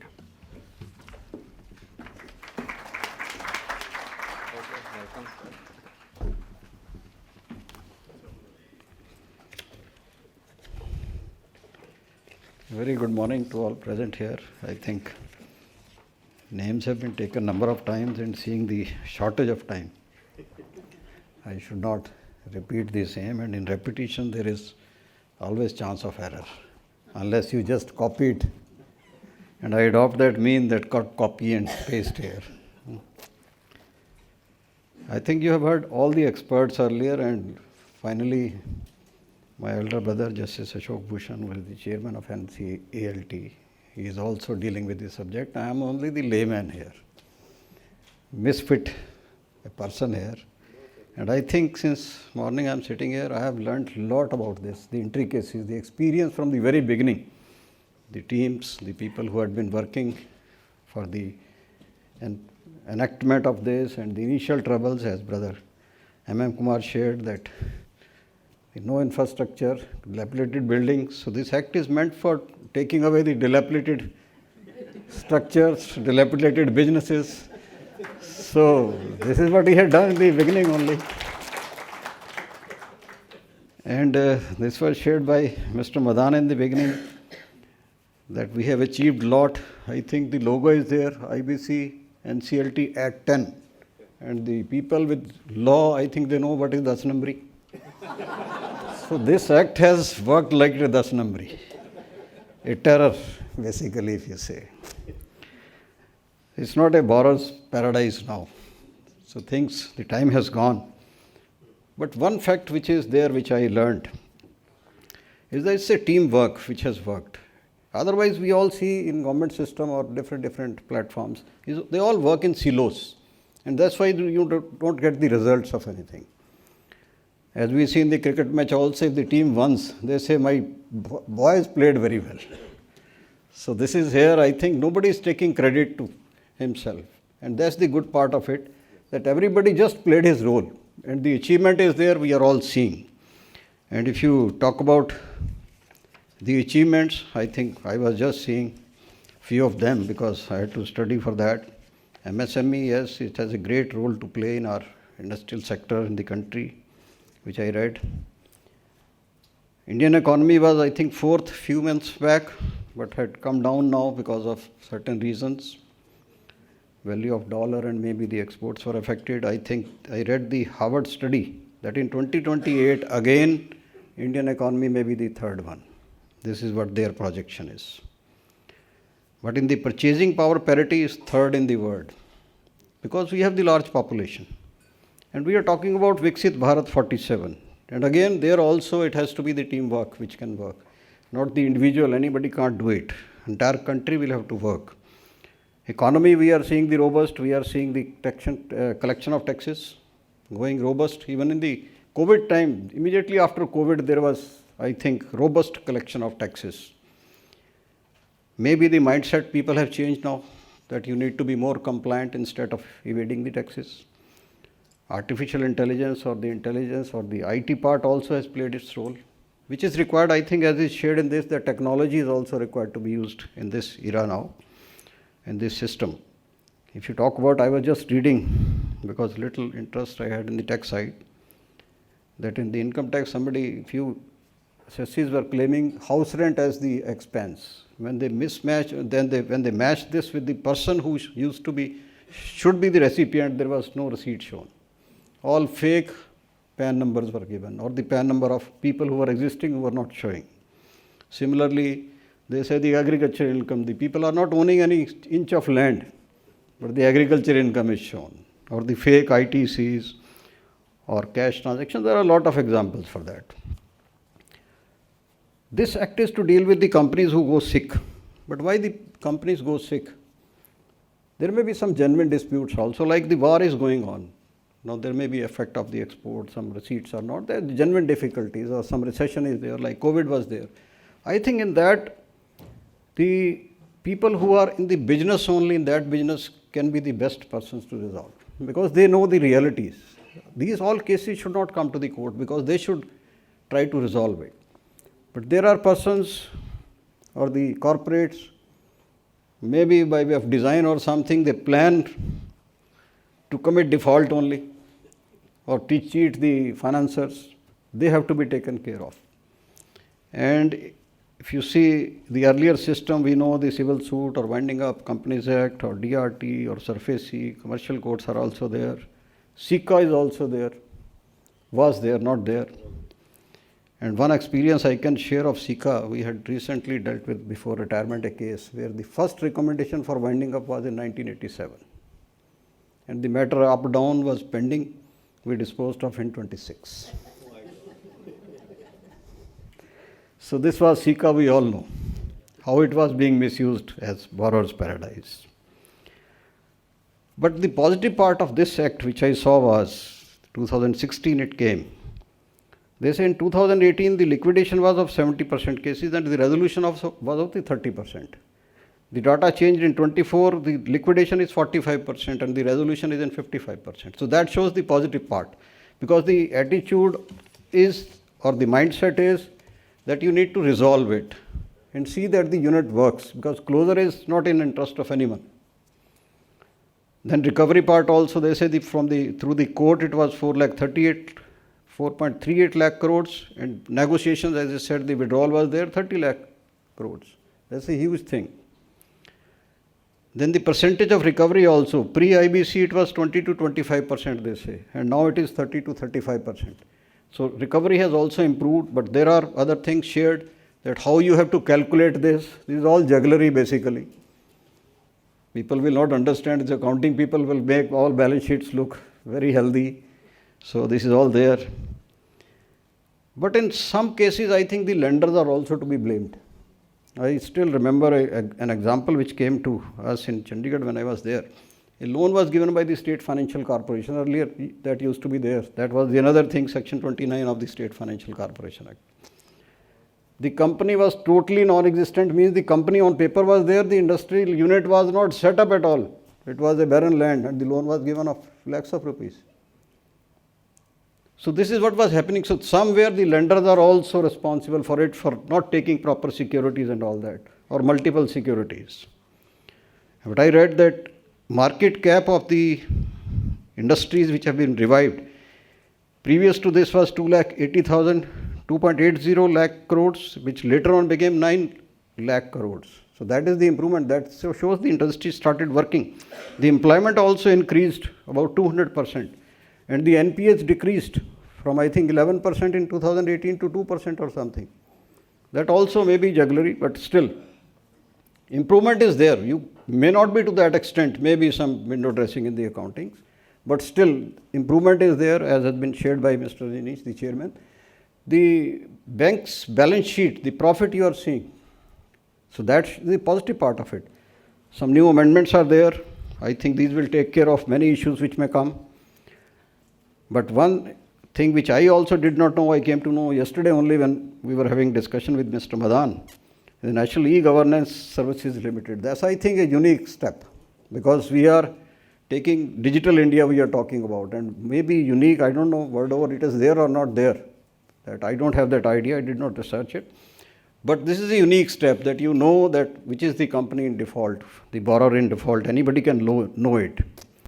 But one thing can be there, that if this institution, this company knows about the defaults, they can always have sector-wise analysis. What are the reasons? And maybe they provide some platform also for early resolution before the corporates go to the court only. Because resolution should not be in the court only. Let it be because we talk of pre-litigation mediation. We talk of that forums. So I think that should be the idea. If the industry specific, some research is there, because if the one platform is there with this entire data is there, and this can be there. And another thing, some negative points also have been shared. Yes, delays are there. We know infrastructure, it has still not improved, I was told, because I haven't read about all this. But one fact I think which all we need to keep in mind, as we have seen the past 10 years also, that it's the positive attitude of everyone who was involved in this. From nothing, we have brought this system to a place where we are feeling that we are satisfied that this law came and we have achieved something. If there are some lackings, some shortages, I think that also we need to, I think, impress upon the government also to provide all these facilities, because this is an important area. If we have to be Viksit Bharat in 47, I think this is an area where the attention of the government also should be there to provide proper infrastructure so that they can work and delays are not there, and the people who take benefit of the delays should not be allowed to take that, because there are many litigants who take benefit of that. And I'll conclude by saying that you must have heard about the name of Albert Einstein. But he said that I am thankful to all those persons who said no to me. So I think I am thankful to PhD that they called me and make me to read all this. I also learned about this subject.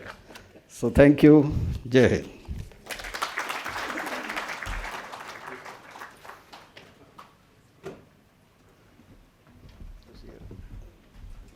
Thank you very much sir. In fact जब हम sir को invite करने गए, sir कहते हैं मुझे क्यों बुला रहे हो, मुझे तो इसके बारे में पता नहीं है. But sir, after listening to you, it seems you are ahead of the curve and you know far better than any of the domain experts. Thank you very much sir.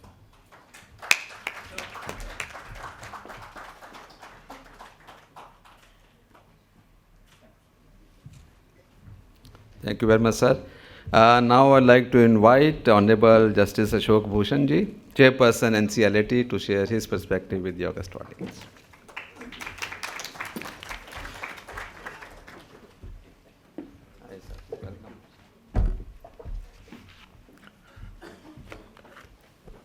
A very good morning to all of you who has assembled in this early morning today.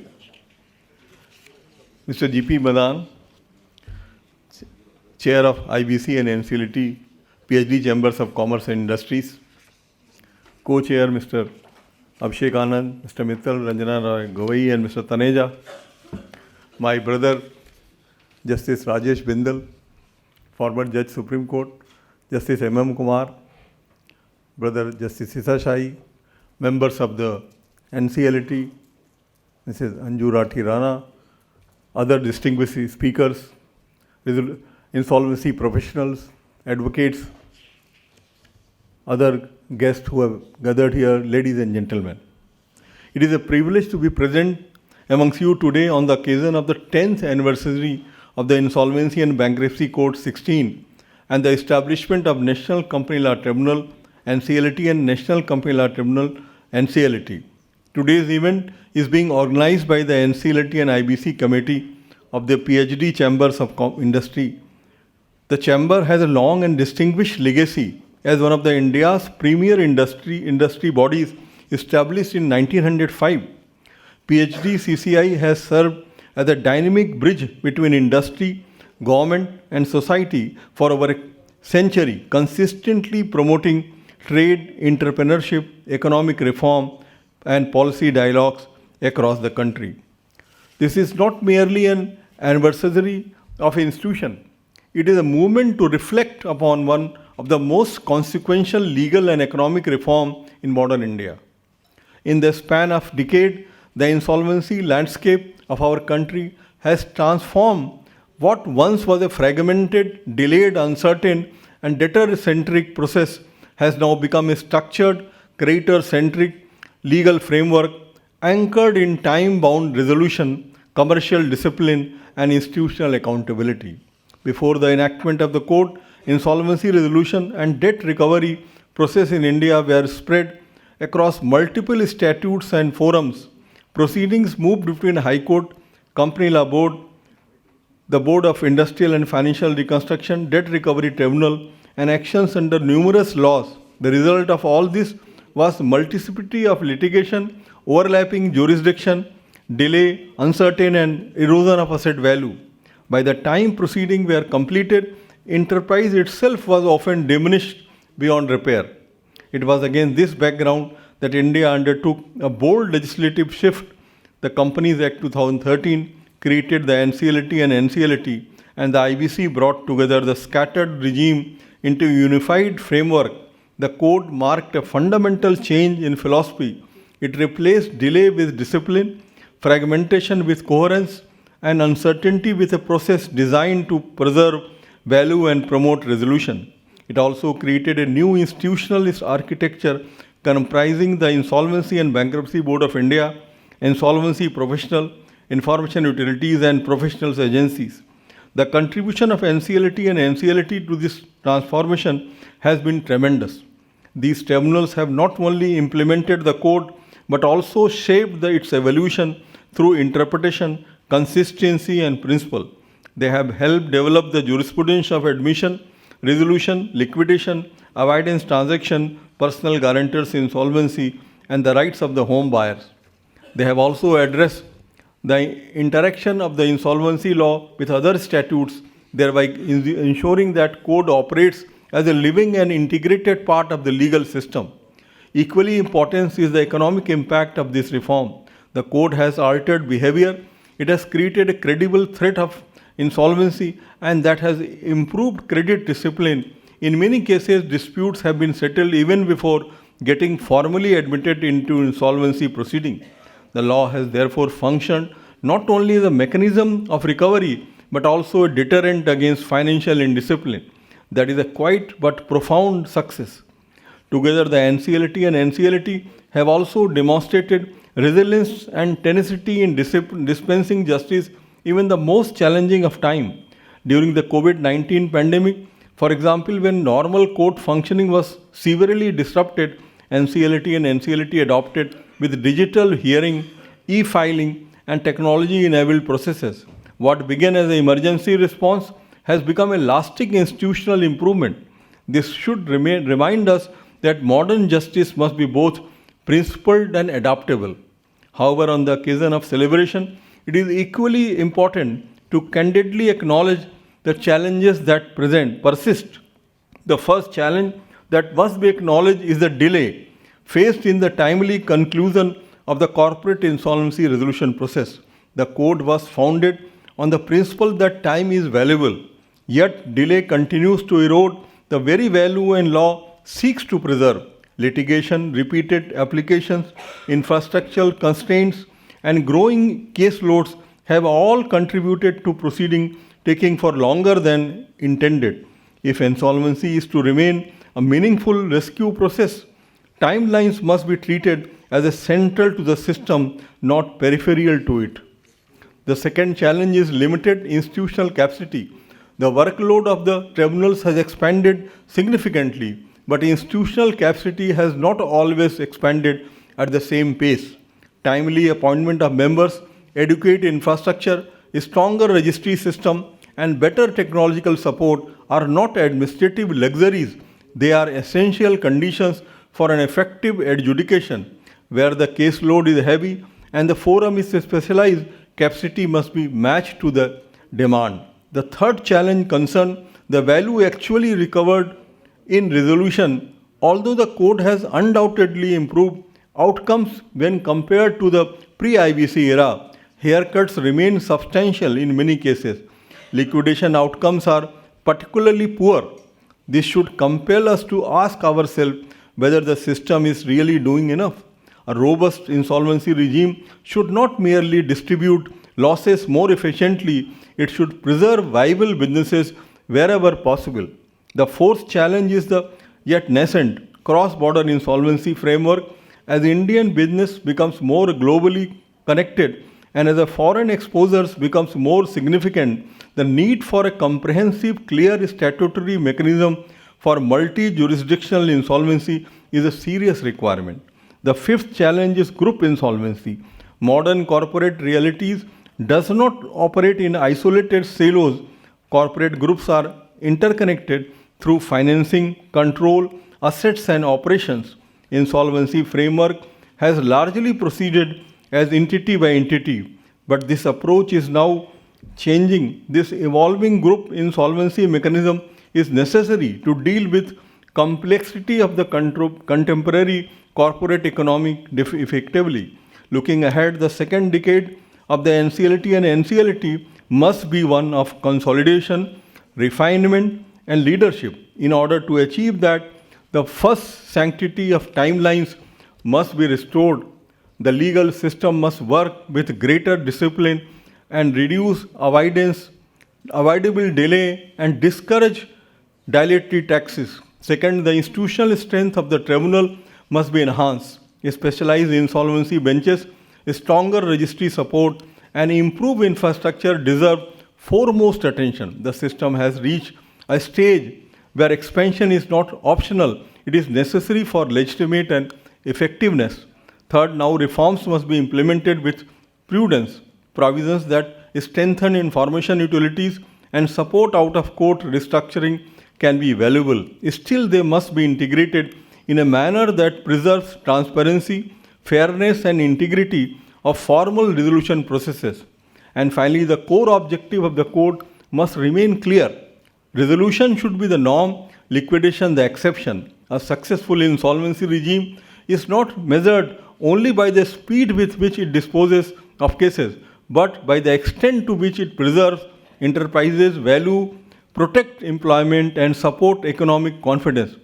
As I conclude, I must emphasize that the first decade of the IBC, NCLT, and NCLT was necessarily a decade of building. Now institutions had to be created, norms had to be established, and jurisprudence had to evolve in real time.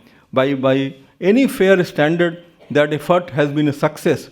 The second decade must now deepen the achievements. It must strengthen efficiency, improve institutional capacity, broaden legal architecture, and enhance public confidence.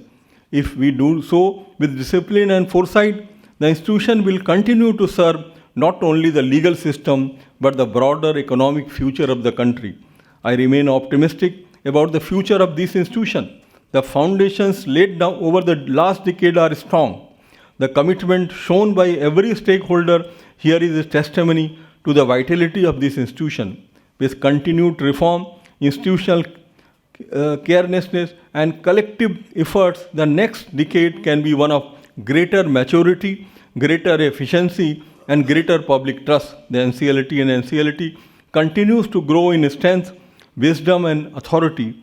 May the insolvency system of India serve justice, enterprise, and the national economy with fairness, efficiency, and integrity. Before I close, I congratulate and thanks the advocates who are the pillars of this architecture of insolvency and all stakeholders who by their efforts have made the insolvency success. I wish all of them a great success. Thank you very much. Jai Hind.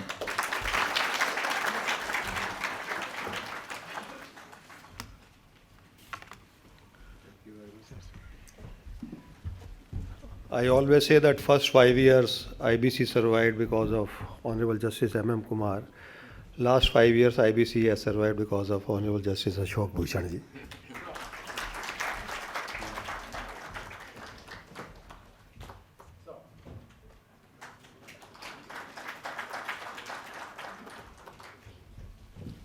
Thank you very much, sir, for sharing your perspective. Thank you, Dr.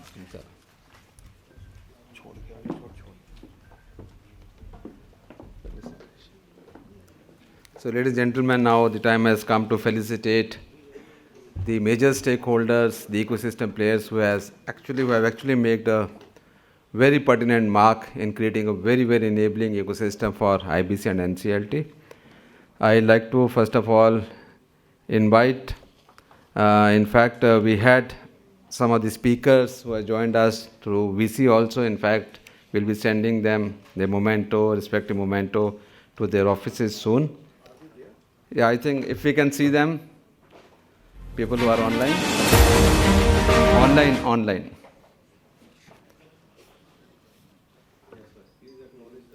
Okay, so we have with us Mr. Ashok Mishra ji, Mr. BSV Prakash Kumar ji, Mr. Sahu, and Mr. Rathod, Dharmendra Rathod. Thank you very much, sir, for in fact being with us for this entire session and in fact listening to some of our pertinent speakers. Your best wishes, your blessings are always with us to create more and more such knowledge platforms in the near future also. In fact, now the time has come to felicitate some of our domain experts and ecosystem players. I will try to invite Honorable Justice N. Sheshasai to kindly come on the dais, sir, and please accept memento on behalf of PhD Chamber. Welcome, sir.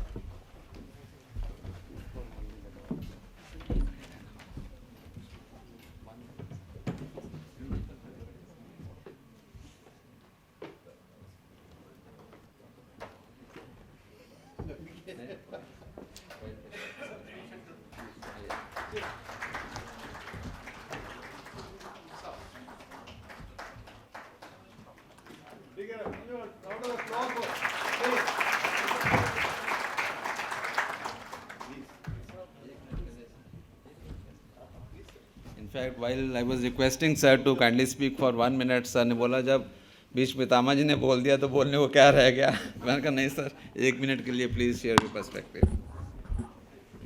So the stop clock starts now. See, the one point I just want to underscore is how you prepare Nclt and Nclt. The important thing is that we are just drawn from 226 scenario into no freedom scenario. So that it requires some kind of transformation, the mental transformation. We are not trained. So I don't think that you join a post, then convert that post into some kind of a studies center, then try to learn it.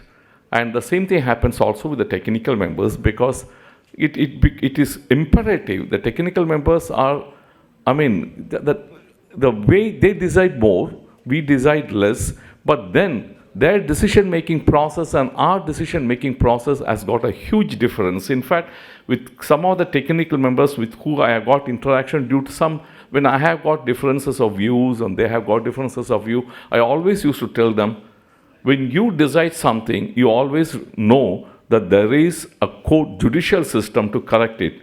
But here we are the judicial system, and that we have to do it, there's nobody to correct us. But this transformation requires some kind of an orientation. We lack it. So therefore, even with utmost humility, when I was done, I was extremely skeptical about the whole system of IBC. And in one of my judgments as a judge of the High Court, Madras High Court, I was extremely critical of it, not knowing how it operates, because we understand the statute only as by the words they expressed in that. And it was unconscionable to my conscience that here is a legislation which has literally outsourced everything to a COC. And here is an operational creditor who does not even, whose rights are not decided by us, but another creditor. How is it compatible to my sense of justice? But then that is how not it is working. And it requires, I entered IBC not knowing, I wrote that judgment not knowing that 1.5 years later, I will be in the Nclt deciding the very case or administering the very statute which I once criticized. But then here I came to understand it works entirely differently. So therefore, with humility, I would say that we need a support system to help us orient with IBC and its working, its structure. And if that is such it, for instance, the very common thing that we come across is resolution plans are decided, but objections are kept pending. Resolution plans are decided, claims are kept pending. What for? So these are all ordinary things, and suddenly we face a situation where avoidable litigations must be avoided, and if this orientation is there beforehand, the avoidable litigations can always be avoided. Thank you. Thank you very much. Now I'd like to invite Shri Bachu Venkat Balram Das for accepting this memento. Sir.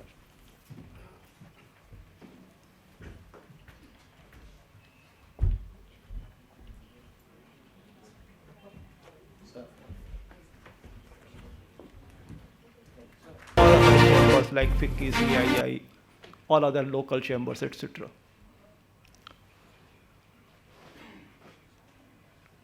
My suggestion would only be that when a case comes before us, we have to adjudicate, whether it is under the IBC or in the Companies Act. Why not these chambers have their own internal mechanism to discuss and find a solution of a problem of the member of their organization before it reaches to the NCLT, Nclt, or the High Court, etc. Even in the olden times, we have seen that whenever, because in the business industry, in the business field, people take loans from each other. And whenever there was a problem, one was not able to pay or some was a dispute, normally a committee of chamber used to sit and to find a way out. How much 50% can be paid, 40% can be paid, 60% can be paid, and how it can be paid.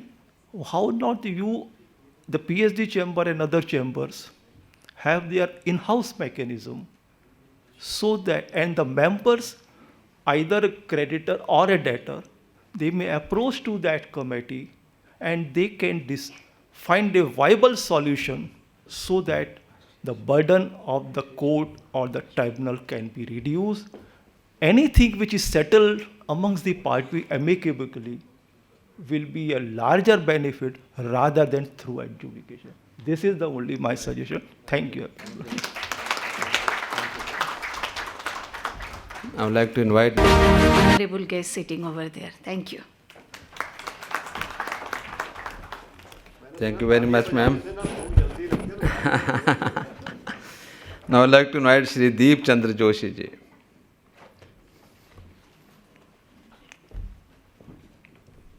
Former acting president NCLT. Yeah.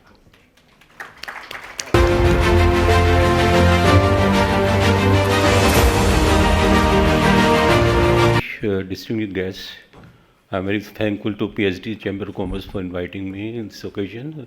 As has been said, Honorable Chairman, you already spoken that there is no occasion to speak, but I remember the contribution of Honorable Justice M.M. Kumar, or present Chairman Nclt.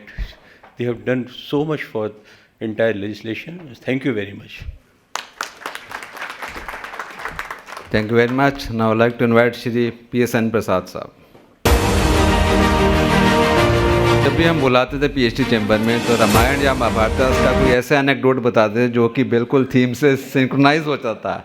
तो आज sir से गुजारिश करेंगे कि if you can share some of the insights sir for 1 minute।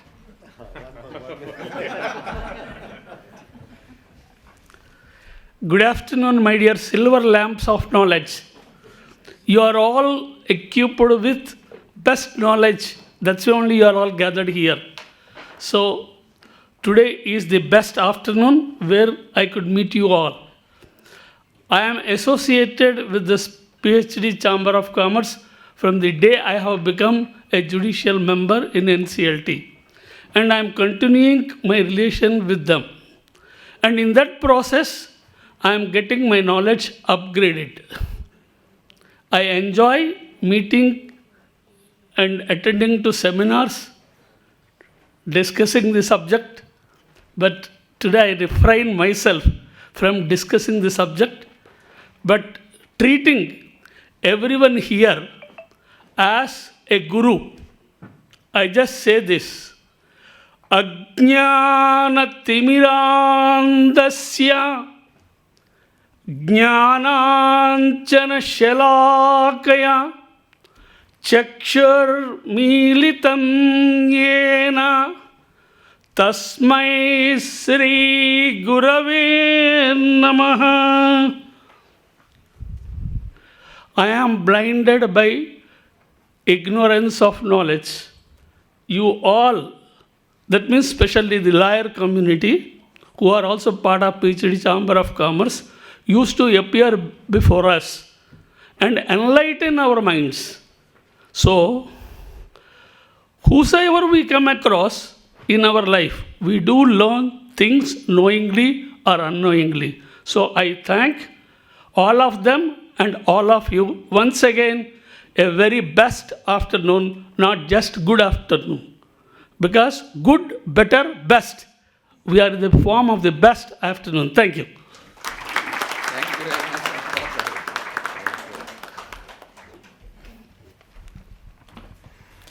Now I'd like to invite Dr. Deepti Mukesh. Honorable judges and dignitaries and friends, I feel very privileged and honored that I am part of IBC or NCLT from the day one, from 16 to 18 being member of bar, 18 to 23 being member of bench, and again back to being member of bar. So 10 years, it's a real celebration for me also, along with IBC and NCLT. I congratulate the PhD CCI for keeping in touch with the former members and allowing us to share our experiences and always be ready to accept the same. And I wish all the best and many more occasions to come and interact with the PhD CCI. Thank you very much. Thank you. One more thing, without fail, I would like to say that initial stage of IBC when I joined in 2018, it was the President, Mr. M.M. Kumar, with whom we have learned a lot, and sharing a bench with him was a great experience. When I requested to give me a Bombay as the posting, and he said being hometown it cannot be given. But now, sir, I fully understand that how benefited I am by not being in Bombay but learning from you and being in Delhi. Thank you very much. Thank you. Thank you very much, ma'am. Now I'd like to invite Shri Rajshekhar Ji, former member of the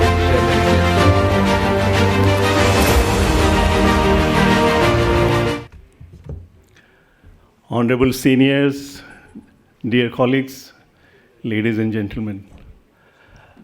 The journey of IBC for last 10 years, I have been a traveler along with it for 5 years, almost 5 years, under the guidance of stalwarts like Justice M.M. Kumar and many other colleagues with whom I have worked. I can only say this, that this has been made possible by everyone traveling together. And therefore I'll just end by saying, साथ चलना है तो साथ निभाना होगा, सिर जहाँ होगा तेरा मेरा भी शाना होगा. Thank you very much. Thank you very much, sir. Now I'd like to invite Shri Ellen Gupta, former member technical NCLT.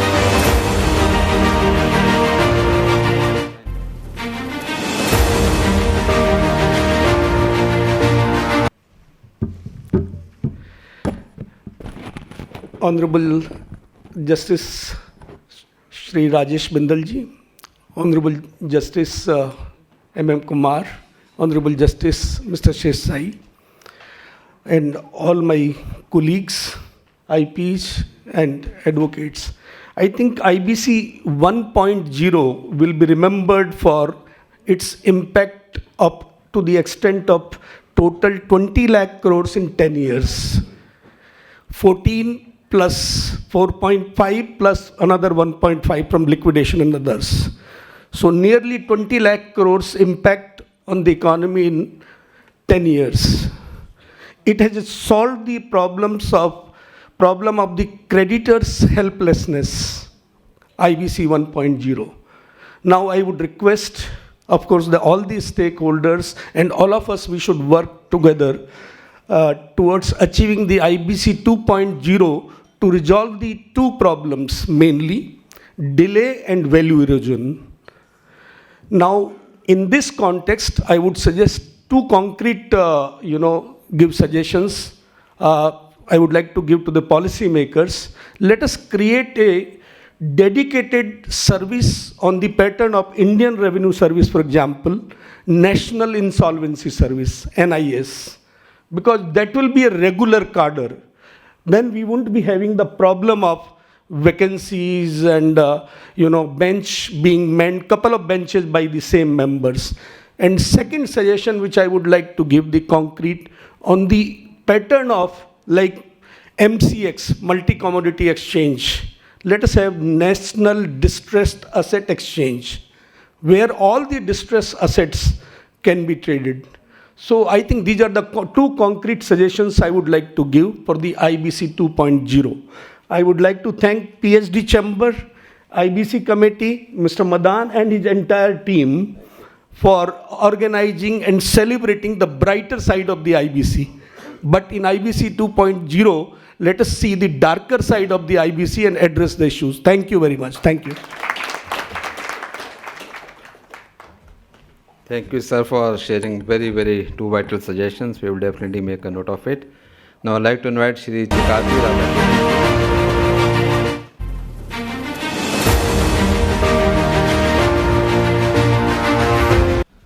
Thank you, PhD, for inviting us and giving us an opportunity of interacting with all of our friends. In my view, I have got two things to share. The time itself became an asset under the IBC framework. That is the most distinguished feature. The value erosion or value addition depends upon the time. Second thing is the first 10 years or decades was the decade of institutional creation. The next decade must belong to institutional consolidation in all aspects. And I, on behalf of myself and other people who have shared this platform, that the council or the advocates and the chartered accountants, IPs, they are the unpaid tutors. Their efforts make us to write good orders and reasoned orders. With all, I wish all the very success to IBC framework in nation building. Thank you. Thank you, sir. Now I would like to invite Ms. Deepa Krishan. When she met me in the morning, she simply asked me, how are your son, who appeared before her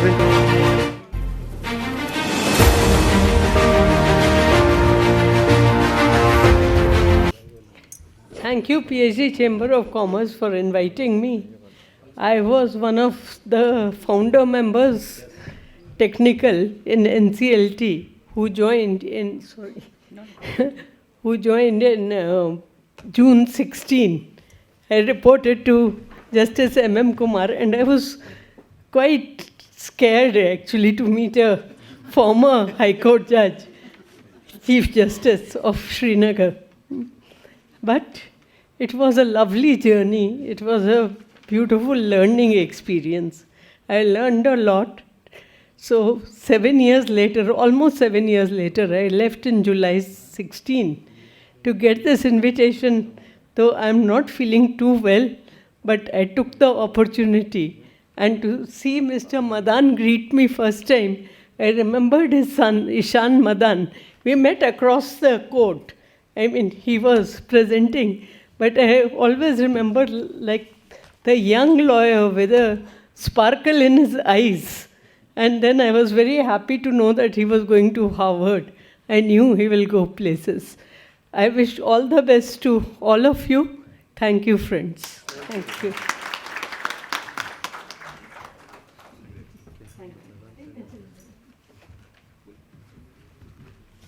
I would now like to invite Dr. Navran of Sarin ka handshake. That's the most powerful handshake I experienced, in fact.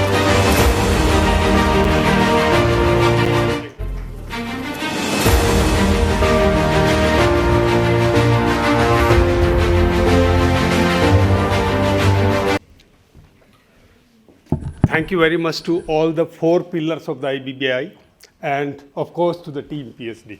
Thank you very much. Now I'd like to invite Dr. Makulita Vijayavartiya.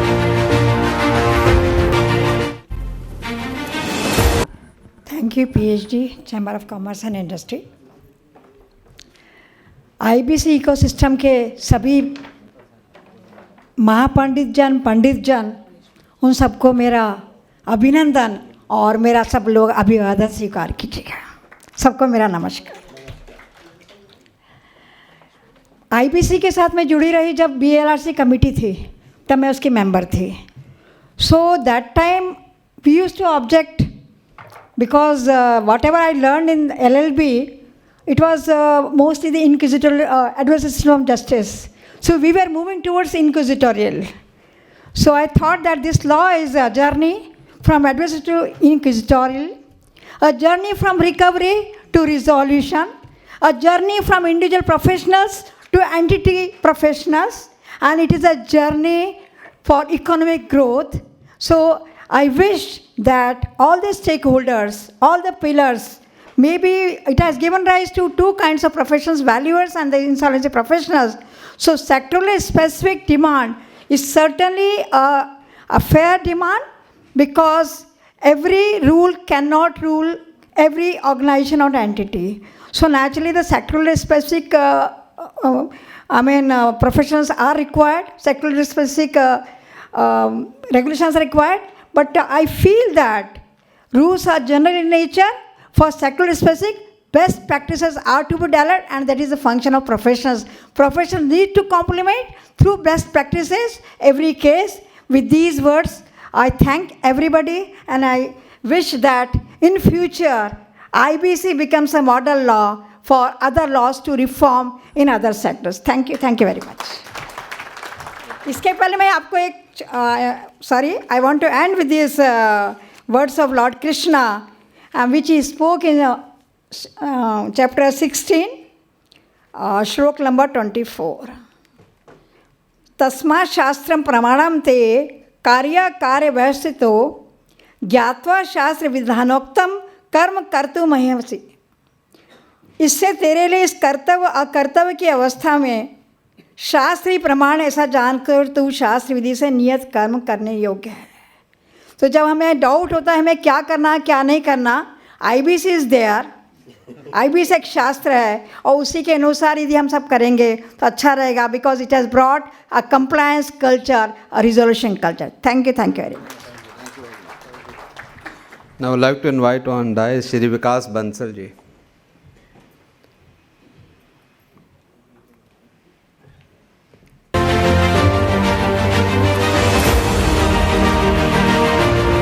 As all of you must have read in the media yesterday that Honorable Minister Mr. Harsh Malhotra has been elevated as State BJP President. So today the long list of people are there at his residence. Since morning we have been getting the message that he's trying to leave the house, but the media and the other people are not allowing him to leave. We have got just a message that he might be joining us during lunchtime, at lunch. Is he here? I heard Mr. Chetan Sharma, yes, he is very much here. Sir, I'm sorry that we couldn't recognize, we didn't see you. आप late आए हैं मुझे लगता है. Sir आप कमाल की बात कर, आइए ना जरा ऊपर फिर हमारे पास, एक बार आ जाओ ना सर. आपके बिना तो हमारा पिछला प्रोग्राम ही अधूरा था. आप आते लेट हैं वो बात अलग है, बट आते हैं.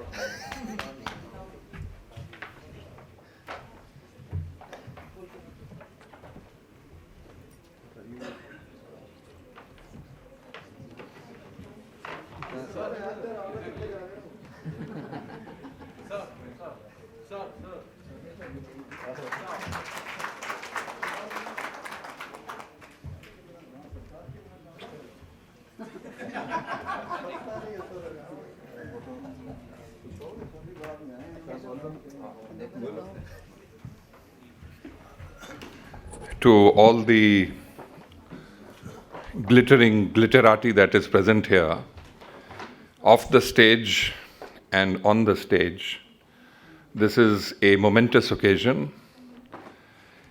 And the advent of the NCLT and the NCLAT has actually done wonders in more ways than one. There is the catharsis that was obtaining earlier is now into dynamic mode. The timelines that perhaps were bedeviling in a manner of speaking have been and are being ironed out.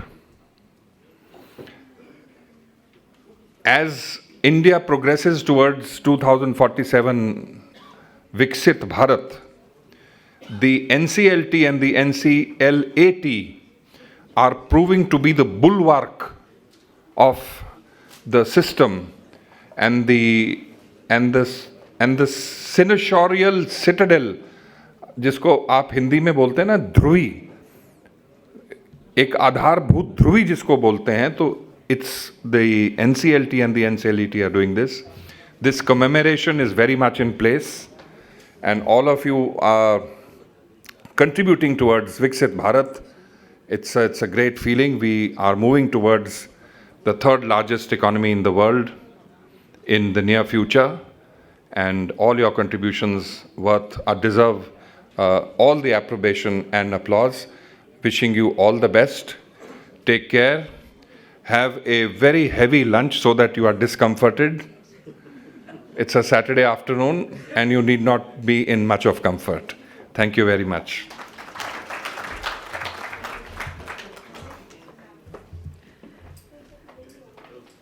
Now this is the time when we all have to perhaps go for lunch. Before doing that, I must thank all of you, but special thanks to Justice M.M. Kumar, who has been not only founder president, but under his aegis, I think most of us have learnt the best in the best way. And now we have Justice Bindal, before whom I had an opportunity to appear when he was in Chandigarh High Court as a company judge. I've been appearing before Justice Sesasai and all the members here. So that's really a wonderful journey, and every time we appear, we have learnt a lot. And having said that, two of my little sisters are here, Misha Kumar and Ishna Kumar. They have also quite a contributory towards this development, and I'm always very thankful to both of them. I mean, in spite of being younger, they were always very, very effectively helping us in many matters. Thank you, all of you. And thanks to all the members, all the dignitaries, and special thanks to various senior advocates. Special thanks to Mr. Chetan Sharma, who on my last request, I invited him only last evening. In the morning, he refused. I said, no, nothing doing, you have to be here. And he agreed to be here, though a little late. But if I say so, then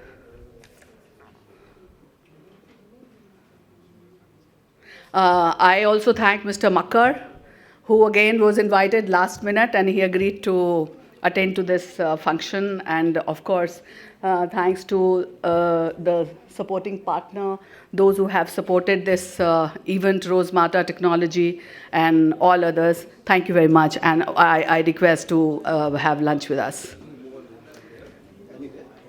Mr. Suri, I see here, Senior Advocate Mr. Suri, I see Mr. Sanjeev Sen here. Yes. Thank you very much for gracing the occasion. And you have been always part of this journey of development of the IBC. Thank you very much. And my special thanks to the entire secretariat led by Dr. Jatinder Singh. Yes. And the entire team. And last but not the least, this program would not have been successful but because of the presence of all of you. Thank you very much. Thank you so much. And please be with us throughout this entire journey, the forthcoming journey of IBC and NCLT. Thank you.